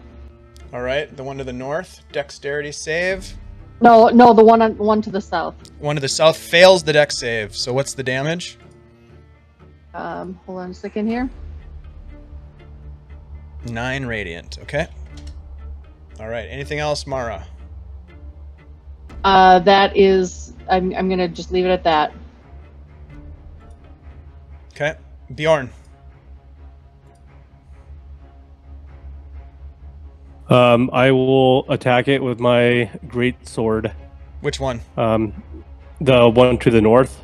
Okay. Let me see if does reckless attack only if you're raged, or could you do it? I think it's only when you're raging, but double check.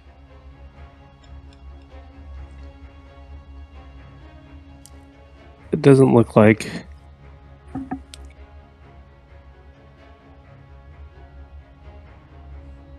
It doesn't say anything about rage. No, I think you're good to go. All right, I'm gonna reckless attack the one to the north. Okay. Just because I don't like being spooked. Okay, so you have pissed advantage. off. Oh yeah, that definitely hits. 22. Yeah, you hack through with your greatsword. Still up? Oh yeah. All right, I'll take a second attack on it. Okay. Yep, that hits too, and you cut it almost in half, but it still stands as part of it slumps to the ground. All right, and in my turn. Okay, Corben. You're muted. Sorry. I will move up to attack this one to the south. Okay. With the sun sword. Nice. There it is. Okay.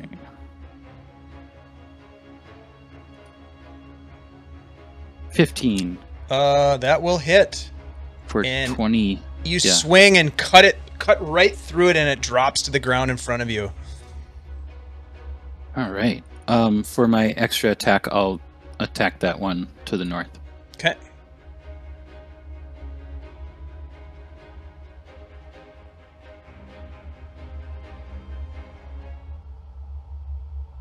Ooh, 12.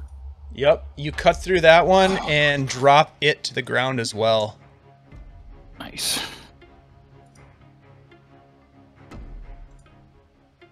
As the two creatures drop, either you guys are out of initiative order. Dave, I'd like to investigate them a little bit to see if I can recognize their faces, like what they may have looked like when they were alive.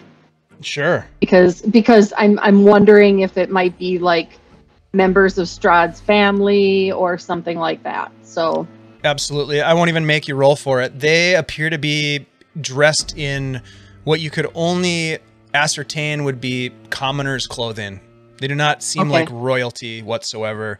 They have nothing of interest on them. They are simply undead creatures that found a place to sit down and rest their undead weary toes. Yep. Okay. All right. Thank you. All right. Well, since that's over, I'm gonna head over to these double doors. Okay. Yep. And open them up. Okay. You swing open the doors.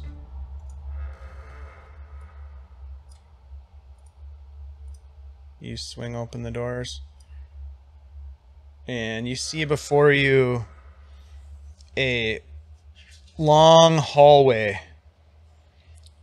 20-foot high, tall ceiling, vaulted, draped again with cobwebs.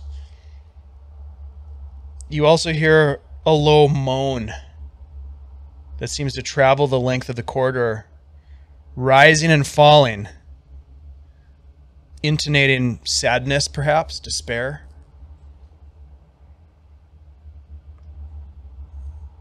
I'll move to it. I feel like we need to investigate where this is, because I kind of feel like this might be, I'll look toward Mara and Corben, the staircase to the north of us. I think this might lead to the same floor. I think it's worth looking in, going down this hallway. Yeah. That one that was out in the Great Hall in that Yeah. area? Because it came up and it looked like it went to our south, so I'm wondering if we're coming up on the same area. So maybe this is another way. All right, so I'll start moving down the hallway. Yeah, I'll step in and follow him. Okay. I will. I'm right behind you. All right, so stop right about there, about halfway or so. What are you looking for, or what are you doing while you're in here? I'm just looking at the doors ahead of, and I'm just gonna be focused on kind of walking up to them to open them up. All right, roll a perception check for me.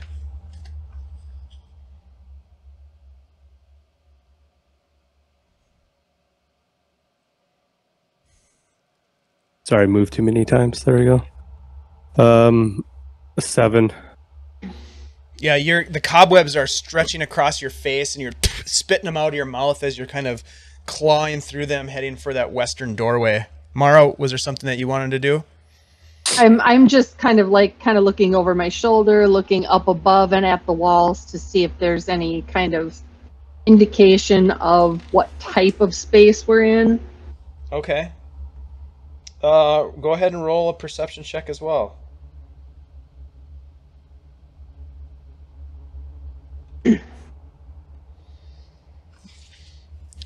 You don't see a whole lot. It's just thick with cobwebs, and you kind of hear this faint moaning from above.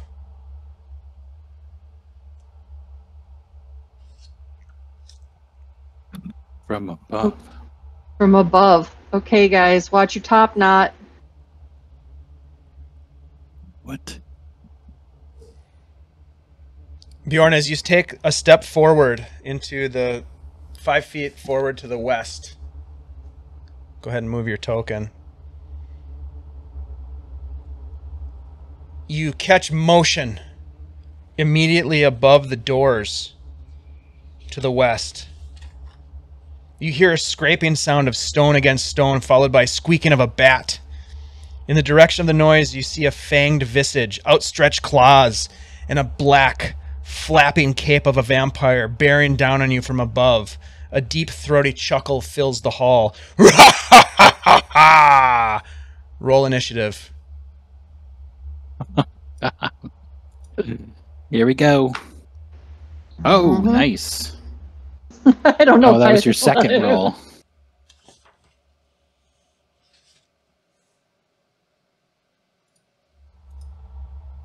God damn. Oh crap! I forgot to click my token again. I rolled a natural 20. Ooh, Mara. For real. I don't know if I like that or not. Very nice. Sooner or later, I'll remember to click my token.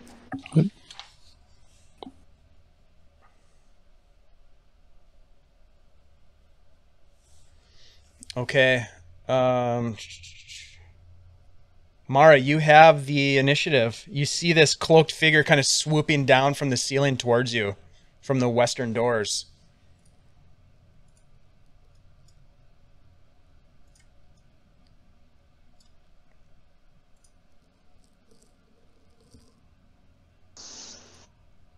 What do you want from us?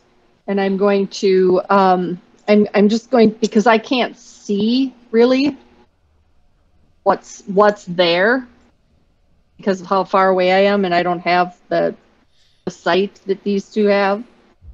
I'm going to, I'm gonna cast a sacred flame just sort of blindly because I can't see what's down there. Okay.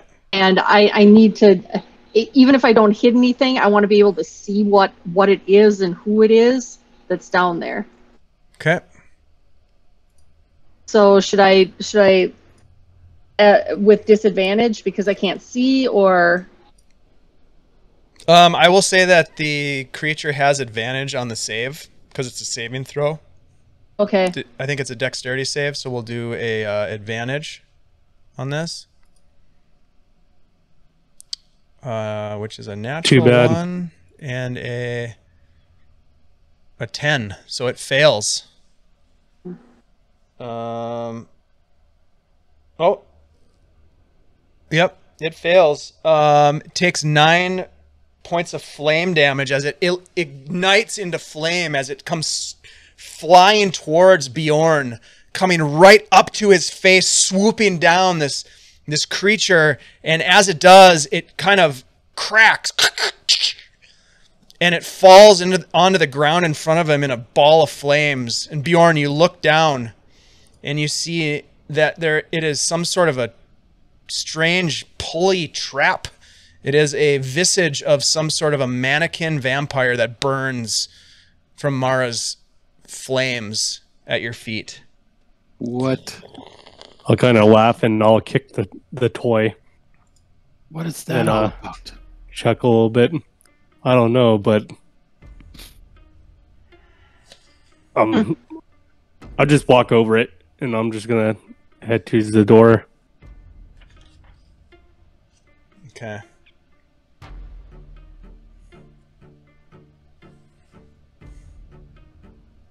And I'll open it once my companions are with me. All right.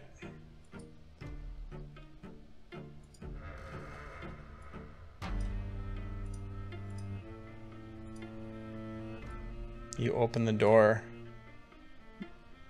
and you see before you a hallway.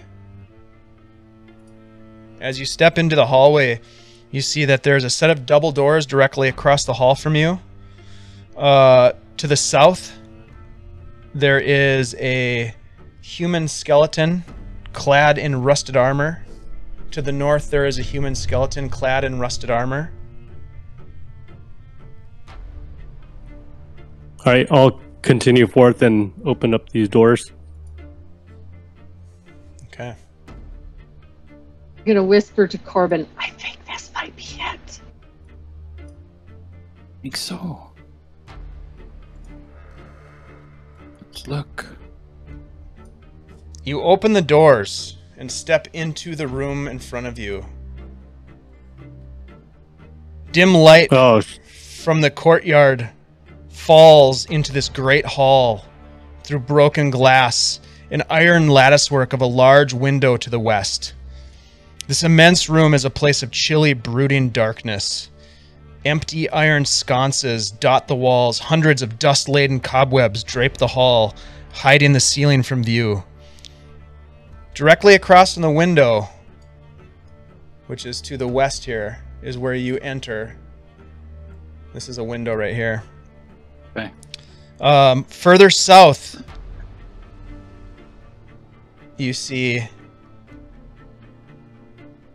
let's see. A throne? To the north, you see... Yeah, this is written wrong. To the north, you see staircases that lead downwards. To the south, you see what appears to be a large wooden throne that stands atop a marble dais. A high-backed throne that faces south away from the room.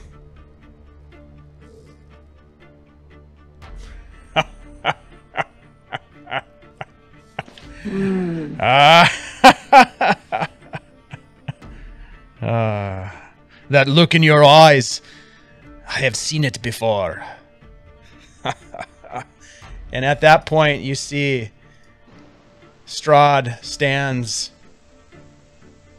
from the throne and steps out and looks at you. Well done. Yes, you have found me. Now, prepare yourselves to die. And I want everyone to roll initiative.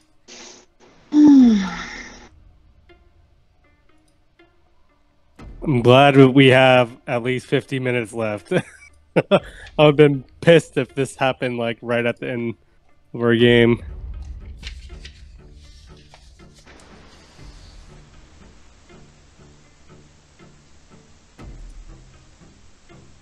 Ooh, I'm getting some feedback from somebody's mic.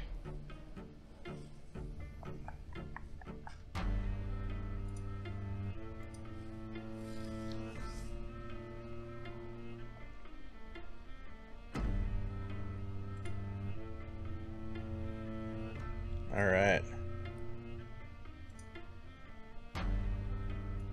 Boom. Meow, meow.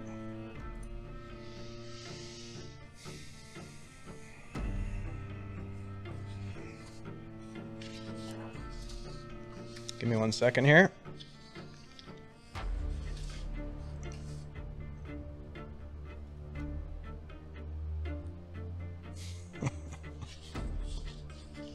Oh boy. Okay.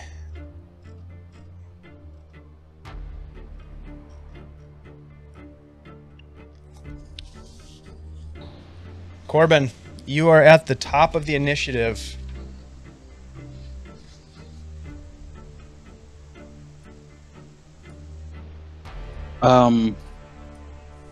Can I see him? Because I can't currently see him, an icon or anything. You so. do not. You do not see him. You only hear his voice. Oh, man.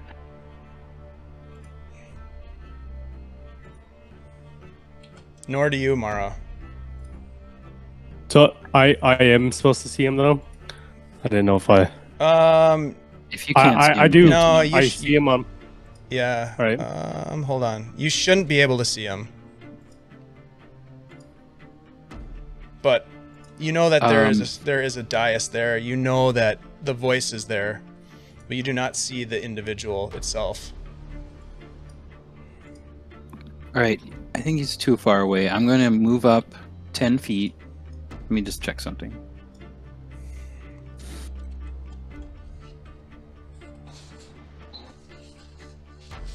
Yeah, I'm going to move up 10 feet, and I will take the dodge action. Okay. Bjorn. And I'm just going to say, to my ahead. friends, stay close. Don't let him lure you away from us.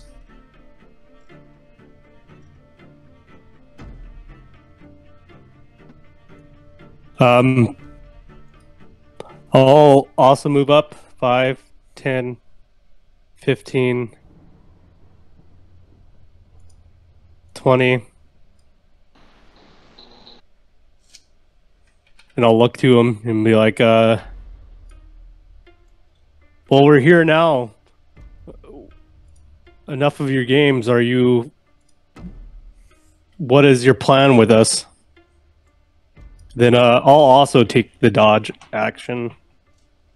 Okay. All right, that's your turn. As you say that, you see Strahd approach from behind you. Oh. He says,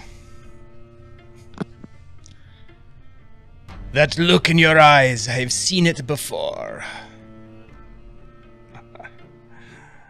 I have filled graveyards with fools like you. You have come here to seek vengeance, to seek a way out of this place. Show me that you deserve it. Perhaps I will grant it. Perhaps I will drink your blood."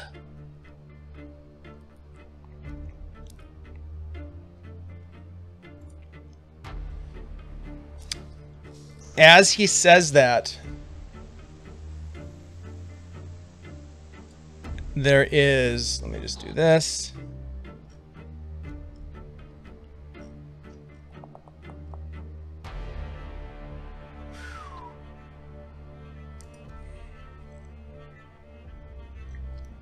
Not bad.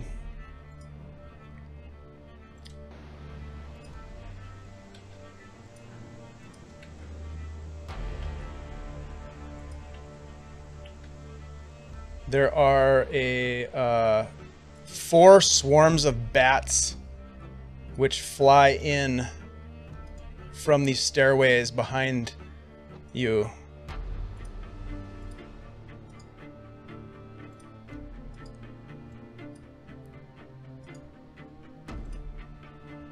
And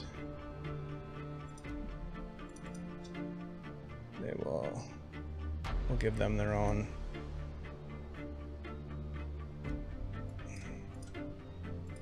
Give them their own initiative count here.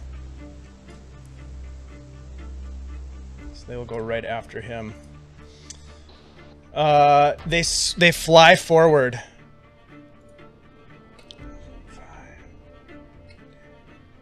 Oh, come on, guys.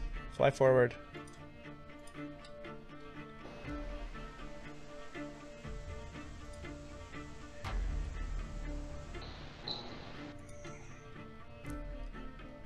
They swarm around Mara. And they will attempt to bite her. Mara, you're standing there looking forward into the darkness. You hear the voice from behind you. You look back, and down these 2 hallways, these staircases, bats fly down. And they will attempt to bite you. First one is not going to have advantage. The 9 is going to miss. Second one is going to have advantage. 23 for 7 piercing damage. Let me do this so I don't have to do that. Always roll advantage. Okay.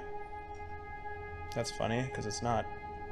The one to the east of you does not have advantage. It's going to try to bite you. And the one to the south of you does have advantage. I'm going to warding flare that one. Okay. So it'll take the lower of the 2, which is 20. It still does 5 piercing. So what was the total on that? 7 and 5? Yep. Total of 12. Oh, okay. That brings us to your turn, Mara. Hold on a second. Let's update this real quick fast.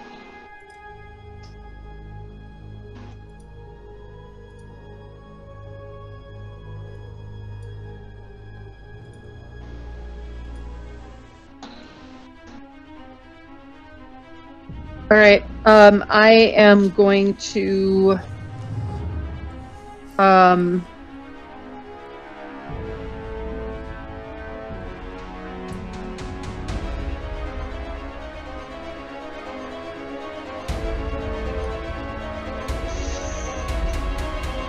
I'm going to gee whiz.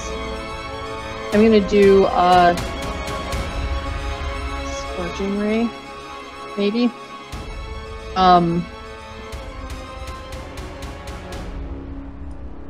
Yeah, I'm gonna do Scorching Ray and just try to hit. Like, I'm gonna hit this one, and this one in turn. All right. Scorching Ray is a it's 3 blasts, correct? Correct. Okay, sweet. All right, so 1 on each of them. Go ahead and roll. Both of those hit. They all hit. So the first one does 2 damage.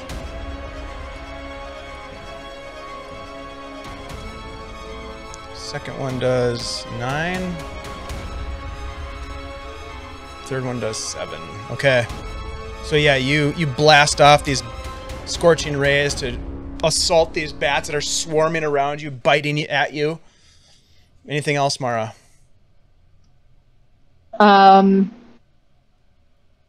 If I move away, that's attack of advantage, correct? Or attack of opportunity, correct? Yep. Yes. Yeah, I'm gonna stay where I am. Okay. Corben.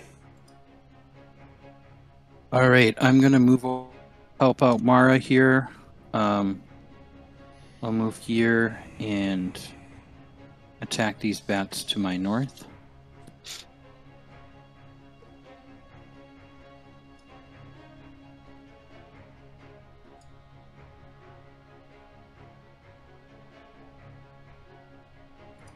(26 for 17). Radiant. So you're using the Sun Sword?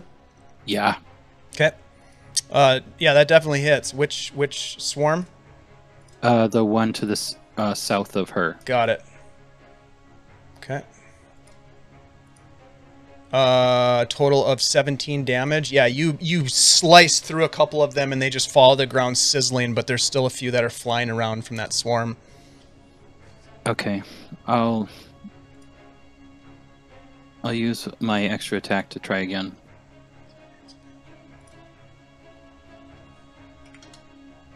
They're tough to hit, these swarms.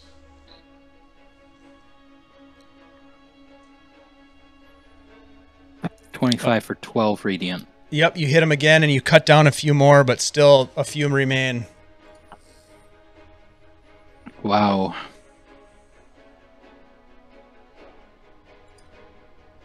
(29 damage to these things. Okay. That's it. That's my whole. I'm gonna move over 1. I should have done this before. Silly. Okay. Okay. Bjorn, bring this to you. I'm gonna run and start fighting Strahd. Okay. So I'm gonna run to the south, assuming that this is a real one. 5, 10, 15, 20, 25. And I will relentless attack him. Okay.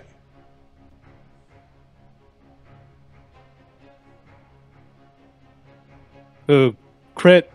Whoa. Very nice. Nice.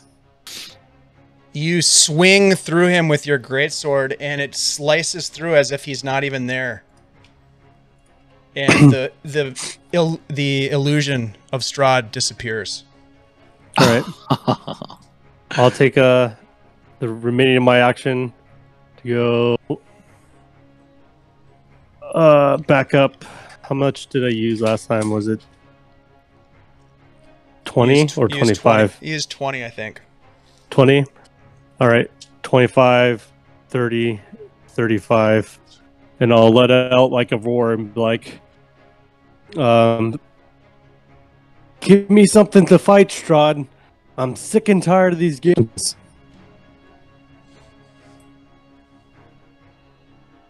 Then I'll end my turn. Okay.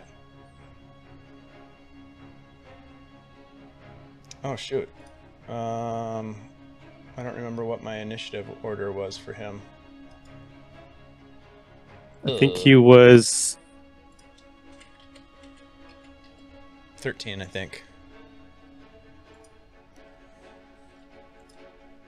I believe. All right. So as you do that, Bjorn,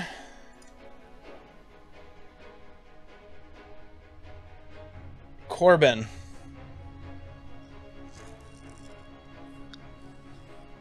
you hear this voice in your head. I see you have brought me something. You have brought me something very important, Sir Brindel. Please, if you would, bring the sun sword to the throne and set it on the stone. And I need you to roll a wisdom saving throw, please.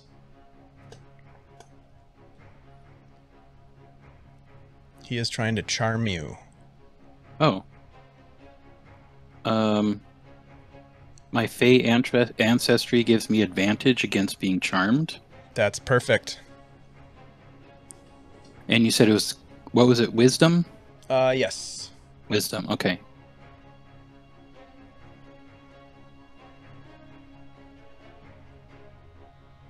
$17.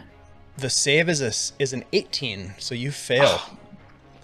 You are compelled to follow his advice. He says, Damn it. "The soul of my brother, Sergi, has been lost for many generations. Thank you for returning it to us." On the dais would be fine. And he kind of reaches out his hand. Do I have to do that now or at my turn? Nope, that'll be on your turn. A swarm of bats attack on Mara again. The one to the upper left does not have advantage. Is going to try to bite you. 17. Yeah, that hits. For 6 piercing.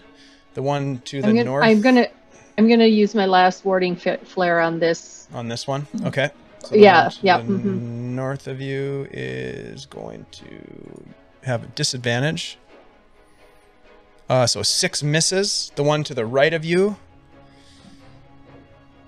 23 for 8 piercing. Oh. And the one to the south of you is going to have advantage. Go ahead. 12 is going to miss. So 14 total. I believe so, yes. Oh, this is It not is looking now good. your turn. Last second here. Make sure you guys are updating your token hit points too. All right, I'm going to point. They're up above me, right? So I'm going to. Yeah, I'm they're gonna kind of flying cast- all around you. Right. So I'm gonna do burning hands like upward, like the cone upward, as Oh, all opposed right. to straight across, right? Okay. So so that I can try and get this one, and this one All right. in that cone, right? Absolutely.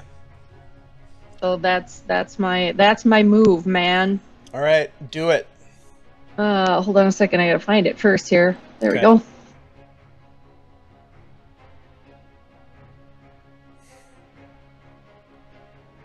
All right. So I will say roll a d4 for me real quick. I had a question. Well, no, I guess it wouldn't be the case. So sorry. Go ahead. Roll a d4. I'm trying to figure out how many of them are actually in the cone. Okay. So these two to the north of you will roll dex saves. 12 is going to fail, so that's the one to the left. So it's going to take 10 fire damage as you drop more of the bats to the ground. And this one to your north is going to fail as well. Very few bats still flutter about from those two swarms, but they do flutter about.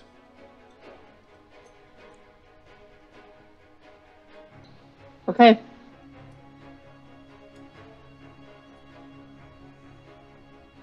Okay, that brings us to someone who has not made their presence known yet. A door, Bjorn, to your east swings open. No, no. No, no. No, And no, you no. see move into the room Was my Sasha?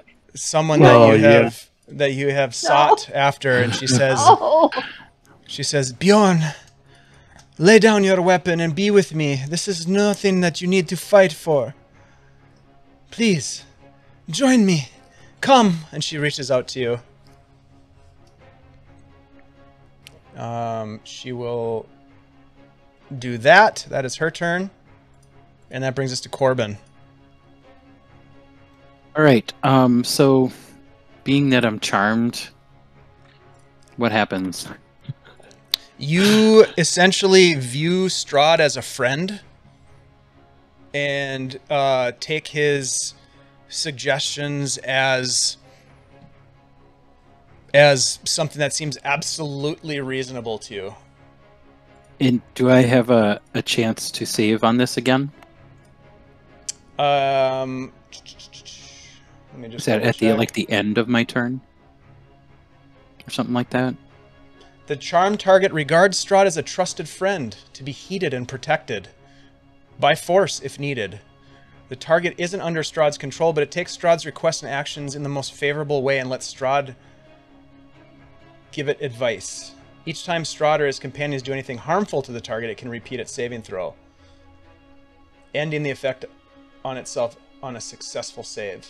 Otherwise, the effect lasts 24 hours until Strahd is destroyed or in a different plane of existence in the target, or takes a bonus action to end the effect. So no, you don't have any sort of... You've failed the save. You are charmed by Strahd. He looks to you to be a reasonable, trusted friend who has just requested that you lay the sun sword down on the altar, or the dais at the throne. All right, I'll move down.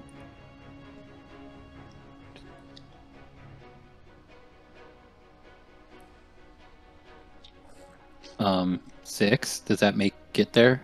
Yep. All right. I'll set the sun sword down. 24 hours. There's 24 no hours. save. Oh my god. Not unless they attack you for some reason. Or he fails a concentration. It is a concentration. Let me just double check that. I believe it is. I don't suppose you can print it by any chance, or does that give away too much? I won't. Okay. Let me just double check. Charm. The funny thing is, it's different than the spell. Yeah. It's not the spell. The spell itself is not concentration. If that gives you any indication. Conditions. Yeah. Anything else that you want to do on your turn, Corben? Not unless I can try to save myself. There's nothing that you can do to get out of the charmed condition that you have right now. You see him. The only thing you could do is, like, you know, essentially anything that he tells you to is reasonable. That's what you would do. Like, he can't tell you to, like, stab yourself in the chest. That would be unreasonable. But it has Right. to be something reasonable, like laying down the sun sword. And Bjorn, you watch as Corben walks past you, heeding Strahd's word, and lays the sun sword down near the throne. All right. Any other action or conversation or anything? No. Okay, Bjorn. Right. Is she trying to charm me or anything? When Not she to your asks, not to your knowledge, but she is there Could and you- she's reaching out to you. Could I you- could roll a persuasion check. could you do a charisma? Yep. I'll just do contested to see how I rolled a much 6. less. All right. So I'll look at Sasha and be like, I can't do that. I'm here for a reason. Do I see that Corben just laid down the sword right next to me then, huh? Right Yep. on the Yep. You don't know why. You have no idea why he did that.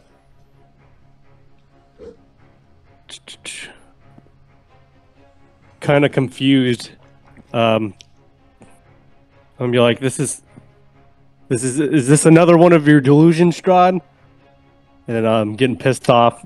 Then I'm going to move up 5, 10, 15, 20, 25 and attack the swarm that's in front of me. Okay. Oh, son of a bitch. I hate my wife's laptop. I try to scroll over and it like sends me out. I'm coming back in, sorry. She has her mouse keys backwards for mine, so it's like I keep hitting out. Do you have my character sheet up by any chance? I can. Sure. What do you want me to do? Can you roll just a great sword attack against them? Sure. Two-handed. Two-handed battle great sword. With advantage. Yeah. Yep. Okay. 17 for 14 slashing damage. Let me just double check that. I think that is going to... Oh, that's a gargoyle. They're not even around anymore. There we go. Oh, yeah, that definitely hits. For 14, that still knocks... Up? Nope, that knocks them out. They're gone. All right. They fall to the ground. I'll take a... I'll move up. I'll move the one to her east. I'm still trying to get back in. Okay. Would I be able to flank the one to their... Yeah, I can. I see it now. So that's 25. How much was that for... Ah, son of a bitch. It did it again. How much movement do I have left? Could I... From where I was 5 feet in front of Corben. Could I move 5, to the 10, east 15, of... 20? You're at 25 right where you are right now. All right, then yeah, I'll move to the east bat that's on Mara and flank it, then attack that one with the greatsword as well. Okay. 25. 5, 10, 15, 20, 25, 30. How much movement do you have? 35? 35. Yeah, so you can't quite flank it, but you can attack it. Yeah, I'll just straight up attack it then. Okay. Then if you could roll for me one more time. Sorry about that. Yep, no problem.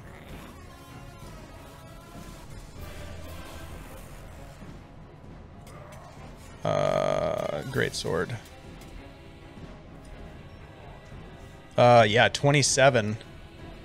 Not too shabby for 12. There's still a few bats that are flitting around from that swarm, but not many. All right. And that'll be it. Okay. All right.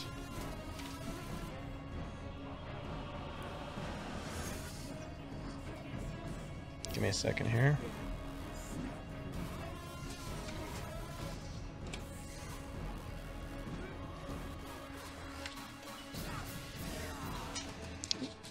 It's Strahd's turn.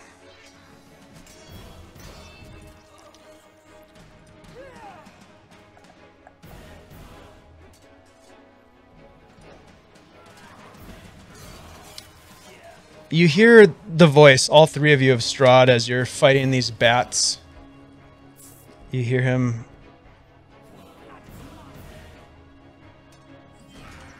Mine is a ghost story, told in an age of eternal life. With immense power, I have conquered death. But with endless future comes endless past. I am trailed by spectators. Twisted heroes, born from places beyond the mists.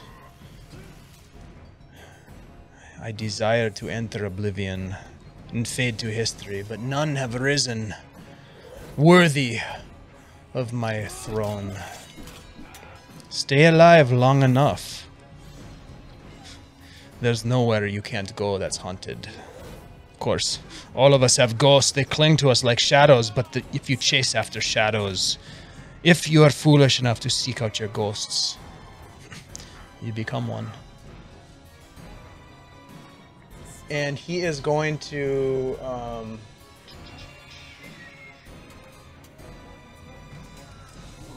he's going to use his action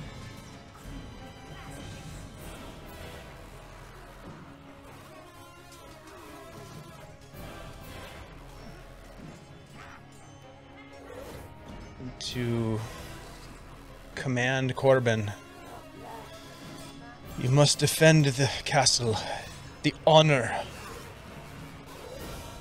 that this place holds, the warriors that have fought to keep it safe. You are one of us now, Sir Brindel, and you will defend it to your death. And that is his turn. Meanwhile, Mara is being plagued by a massive swarm of bats. And they are going to attack first the one to your northwest, which is a much diminished swarm. Going to attempt to attack you. Is going to hit you for 1 piercing damage. The one directly north of you, also much diminished, is going to attack you. 15, I believe that misses. And the one to the right of you is going to attack you as well for 18, which I think hits for 2 piercing damage. All of these swarms that continue to plague you are much diminished at this point.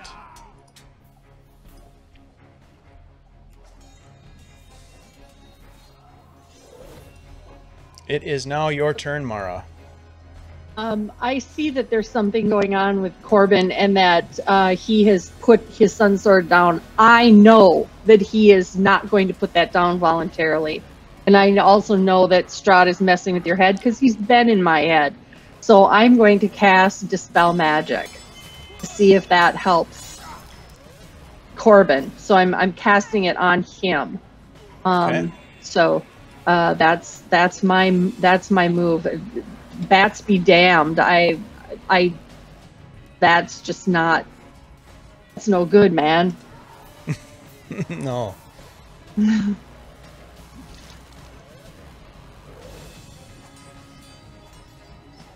Okay. Go ahead and roll a ability check using your roll ability check. So a D20 plus your wisdom modifier. So whatever your wisdom bonus is, add that to a D20 roll. Oh, jeez. +4, 7. Does not seem to do anything to Corben that you can tell. You also can't see Corben, to be quite honest with you, where you're at right now. Oh, I can see him. I can see him very difficult. Dimly. Yeah, it's pretty dim. Yeah. So, but no, you don't notice any change whatsoever.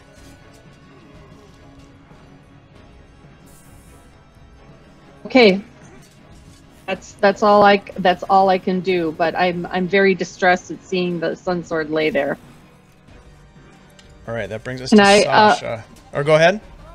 Yeah. Did you have anything else you want to do? No. Okay. Brings us to Sasha. She is actually going to step forward and pick up the sun sword. Oh, jeez. She kind of bows to you, Corben. As she does. You have made the right decision, Sir Brindel. Join us. You will live in Castle Ravenloft forever and ever. And she takes up the sun sword and she is going to move.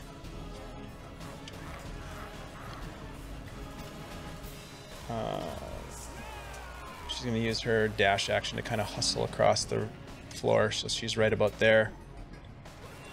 Corben, you have been given the idea that Castle Ravenloft is a place to defend. An honorable knighthood of warriors who have, for centuries, defended it against the hordes of heathens and unbelievers.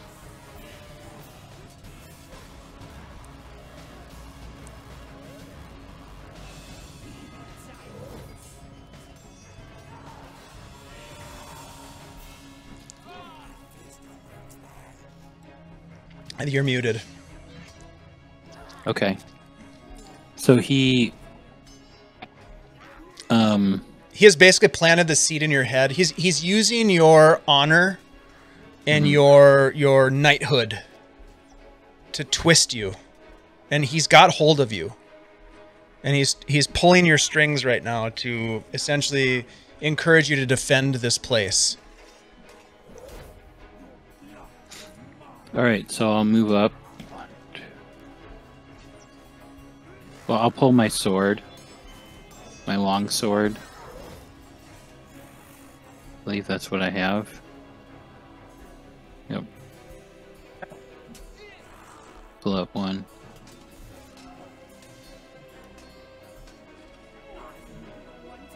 Okay, and I guess I attack Bjorn.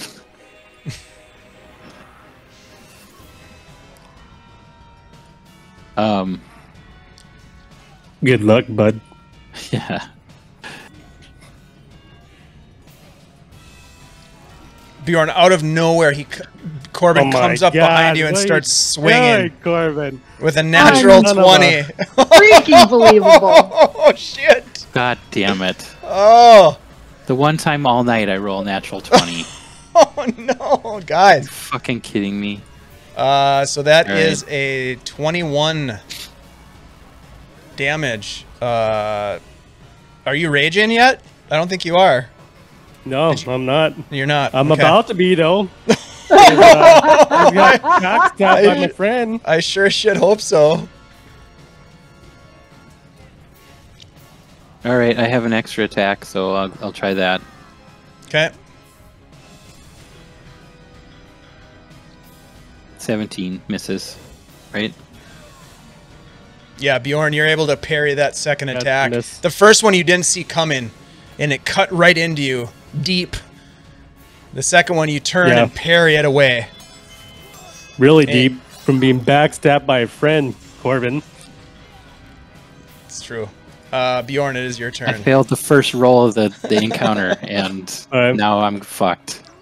I'm gonna rage, and seeing that Sasha is running the sword up to this Strahd, I'm thinking that it might be it, and I'm beyond pissed now. I'm raging, and I'm gonna move 5, 10, 15, 20.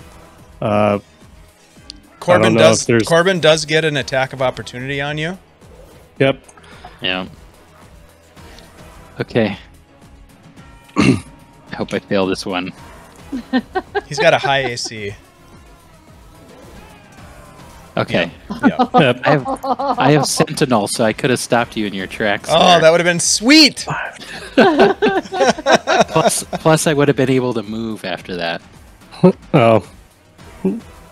Shoot. So yeah, I'm gonna get up to Strahd, and I'm gonna relentless attack him. I'm just going all hack and slash mode here. All right. 25 or 25. Yeah, that hits. All right, and I am raging, so plus the 3 rage damage, so that's 11. Or sorry, that's 12. 12 total. Yep. Then second attack. As you cut through him the first time, he just looks at you and smiles. The second one hits as well for 11 more damage from your greatsword. I'll insanely laugh back at him too, trying to mimic him. Just pissed off. No, I'm not gonna laugh back. I'm pissed. I'm just letting out roars, just slashing into him. And that'll be my turn. As you do that,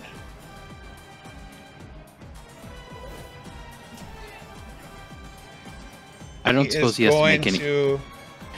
Hold on. Sorry.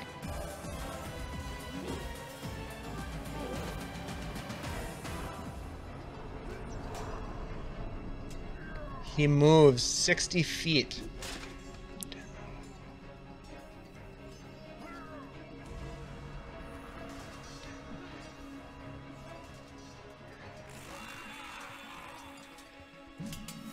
As you cut through him twice, he suddenly disappears from your view, and you look around and you see him. He appears next to the throne again.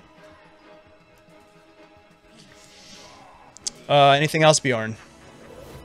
I'll use my rest of my movement. So that was 5, 10, 15, 20, 25, 30, 35 to head back towards him.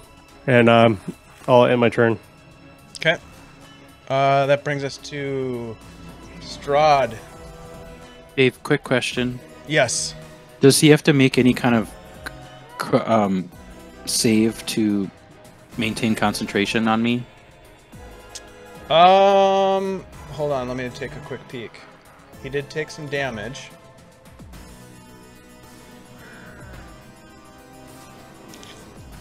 It doesn't say anything about that. Hold on, let me check one more other spot. One sec. It would make sense that he might have to, so let me just peek and see if there's something else here.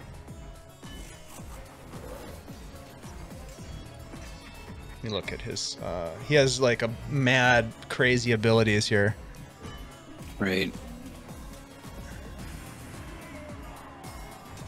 He's got like a whole page in the book. I know, it's crazy. It's absolutely nuts. And I didn't read. I was like, all right. Each time Strahd Not reading through it. anything harmful to the target can Nope. He doesn't. The only thing that can really set it off is if somebody does... If one of his companions does anything harmful to you. Otherwise, it lasts for 24 hours. It's not good. So he takes his turn.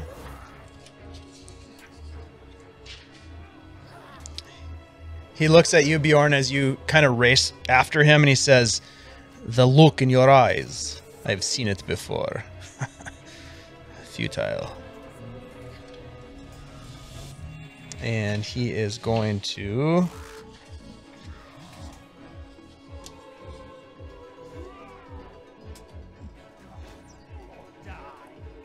cast a spell.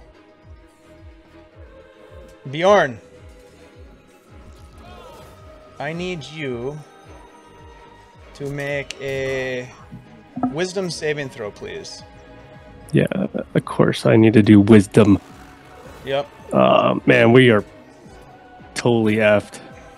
I'm about to just drop my weapons and marry Sasha and live a happy ever after. Wow. Yep.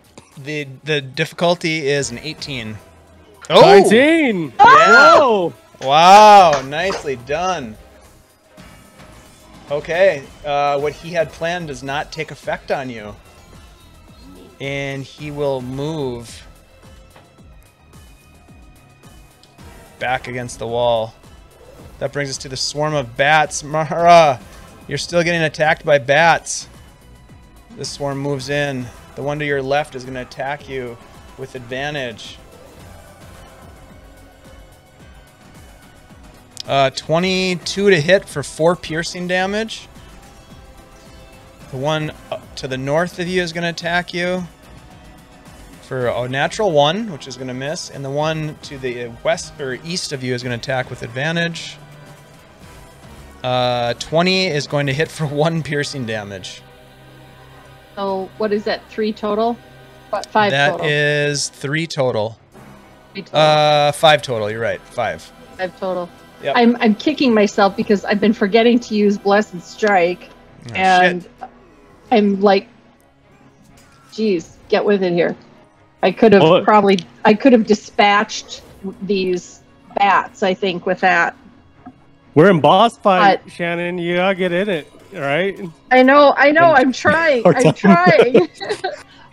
All right. So I'm still like I'm looking at I know that Strahd is messing with people. I'm looking at Corben. I'm going to cast Dispel Magic again at a higher spell slot. I'm gonna do. All right. I'm gonna cast it at fourth level. Okay. So that means go ahead and roll another d20 plus your spellcast, your wisdom bonus.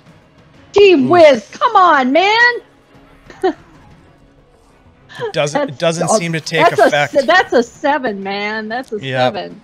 Doesn't seem to take effect. However, Corben, you do feel a pull within you. A pull that is like, my friends, but I have sworn allegiance to Strahd and the Order. And you're torn. Go ahead and roll a Constitution saving throw for me.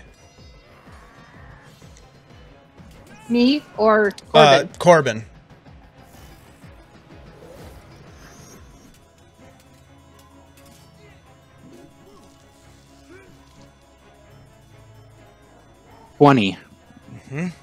You shake it off. You shake off with Mara's help. You shake it from your mind. You're like, my friends are dying, and you turn and you look over at Sasha, who holds now the sword. Mara, is there anything else you would like to do? Just be like, Corben, are you with us? What happened? You were charmed. All right, Mara, that I believe is the end of your turn. Yeah. And that brings us to the top of the order. You look around, you see Sasha wielding the sun sword. Corben has shaken off the fog of the charm that Strahd placed upon him. We are at the top of the order. And we are going to stop there. And come back next time to find out what happens next. Because there's much left to determine the outcome of this battle, my friends. You're killing me, Smalls. Oh, man. Oh, my God. You took the words out of my mouth, man. Oh, I know. Holy shit. You guys have finally found Strahd. You've lost the Sun Sword. Momentarily, perhaps, or permanently. We don't know. Corben having fallen to the charm of a quite charismatic monster. Mara having saved you. With advantage, too. I had advantage. And plus... Yeah. Plus 9 to my wisdom. Yep. You know, if I could roll something in the double digits, God. that would be so awesome. It was like the most horrible roll. Wow. Oh, that was bad. But, I mean, you know, the positive side of it is that you're no longer charmed because Mara just I used can't her do some shit now. spell slots to dispel magic. And Sasha's here. And Sasha is here at ready and willing, we shall say. So, we're going to find out next time what happens. We don't know what's going to happen.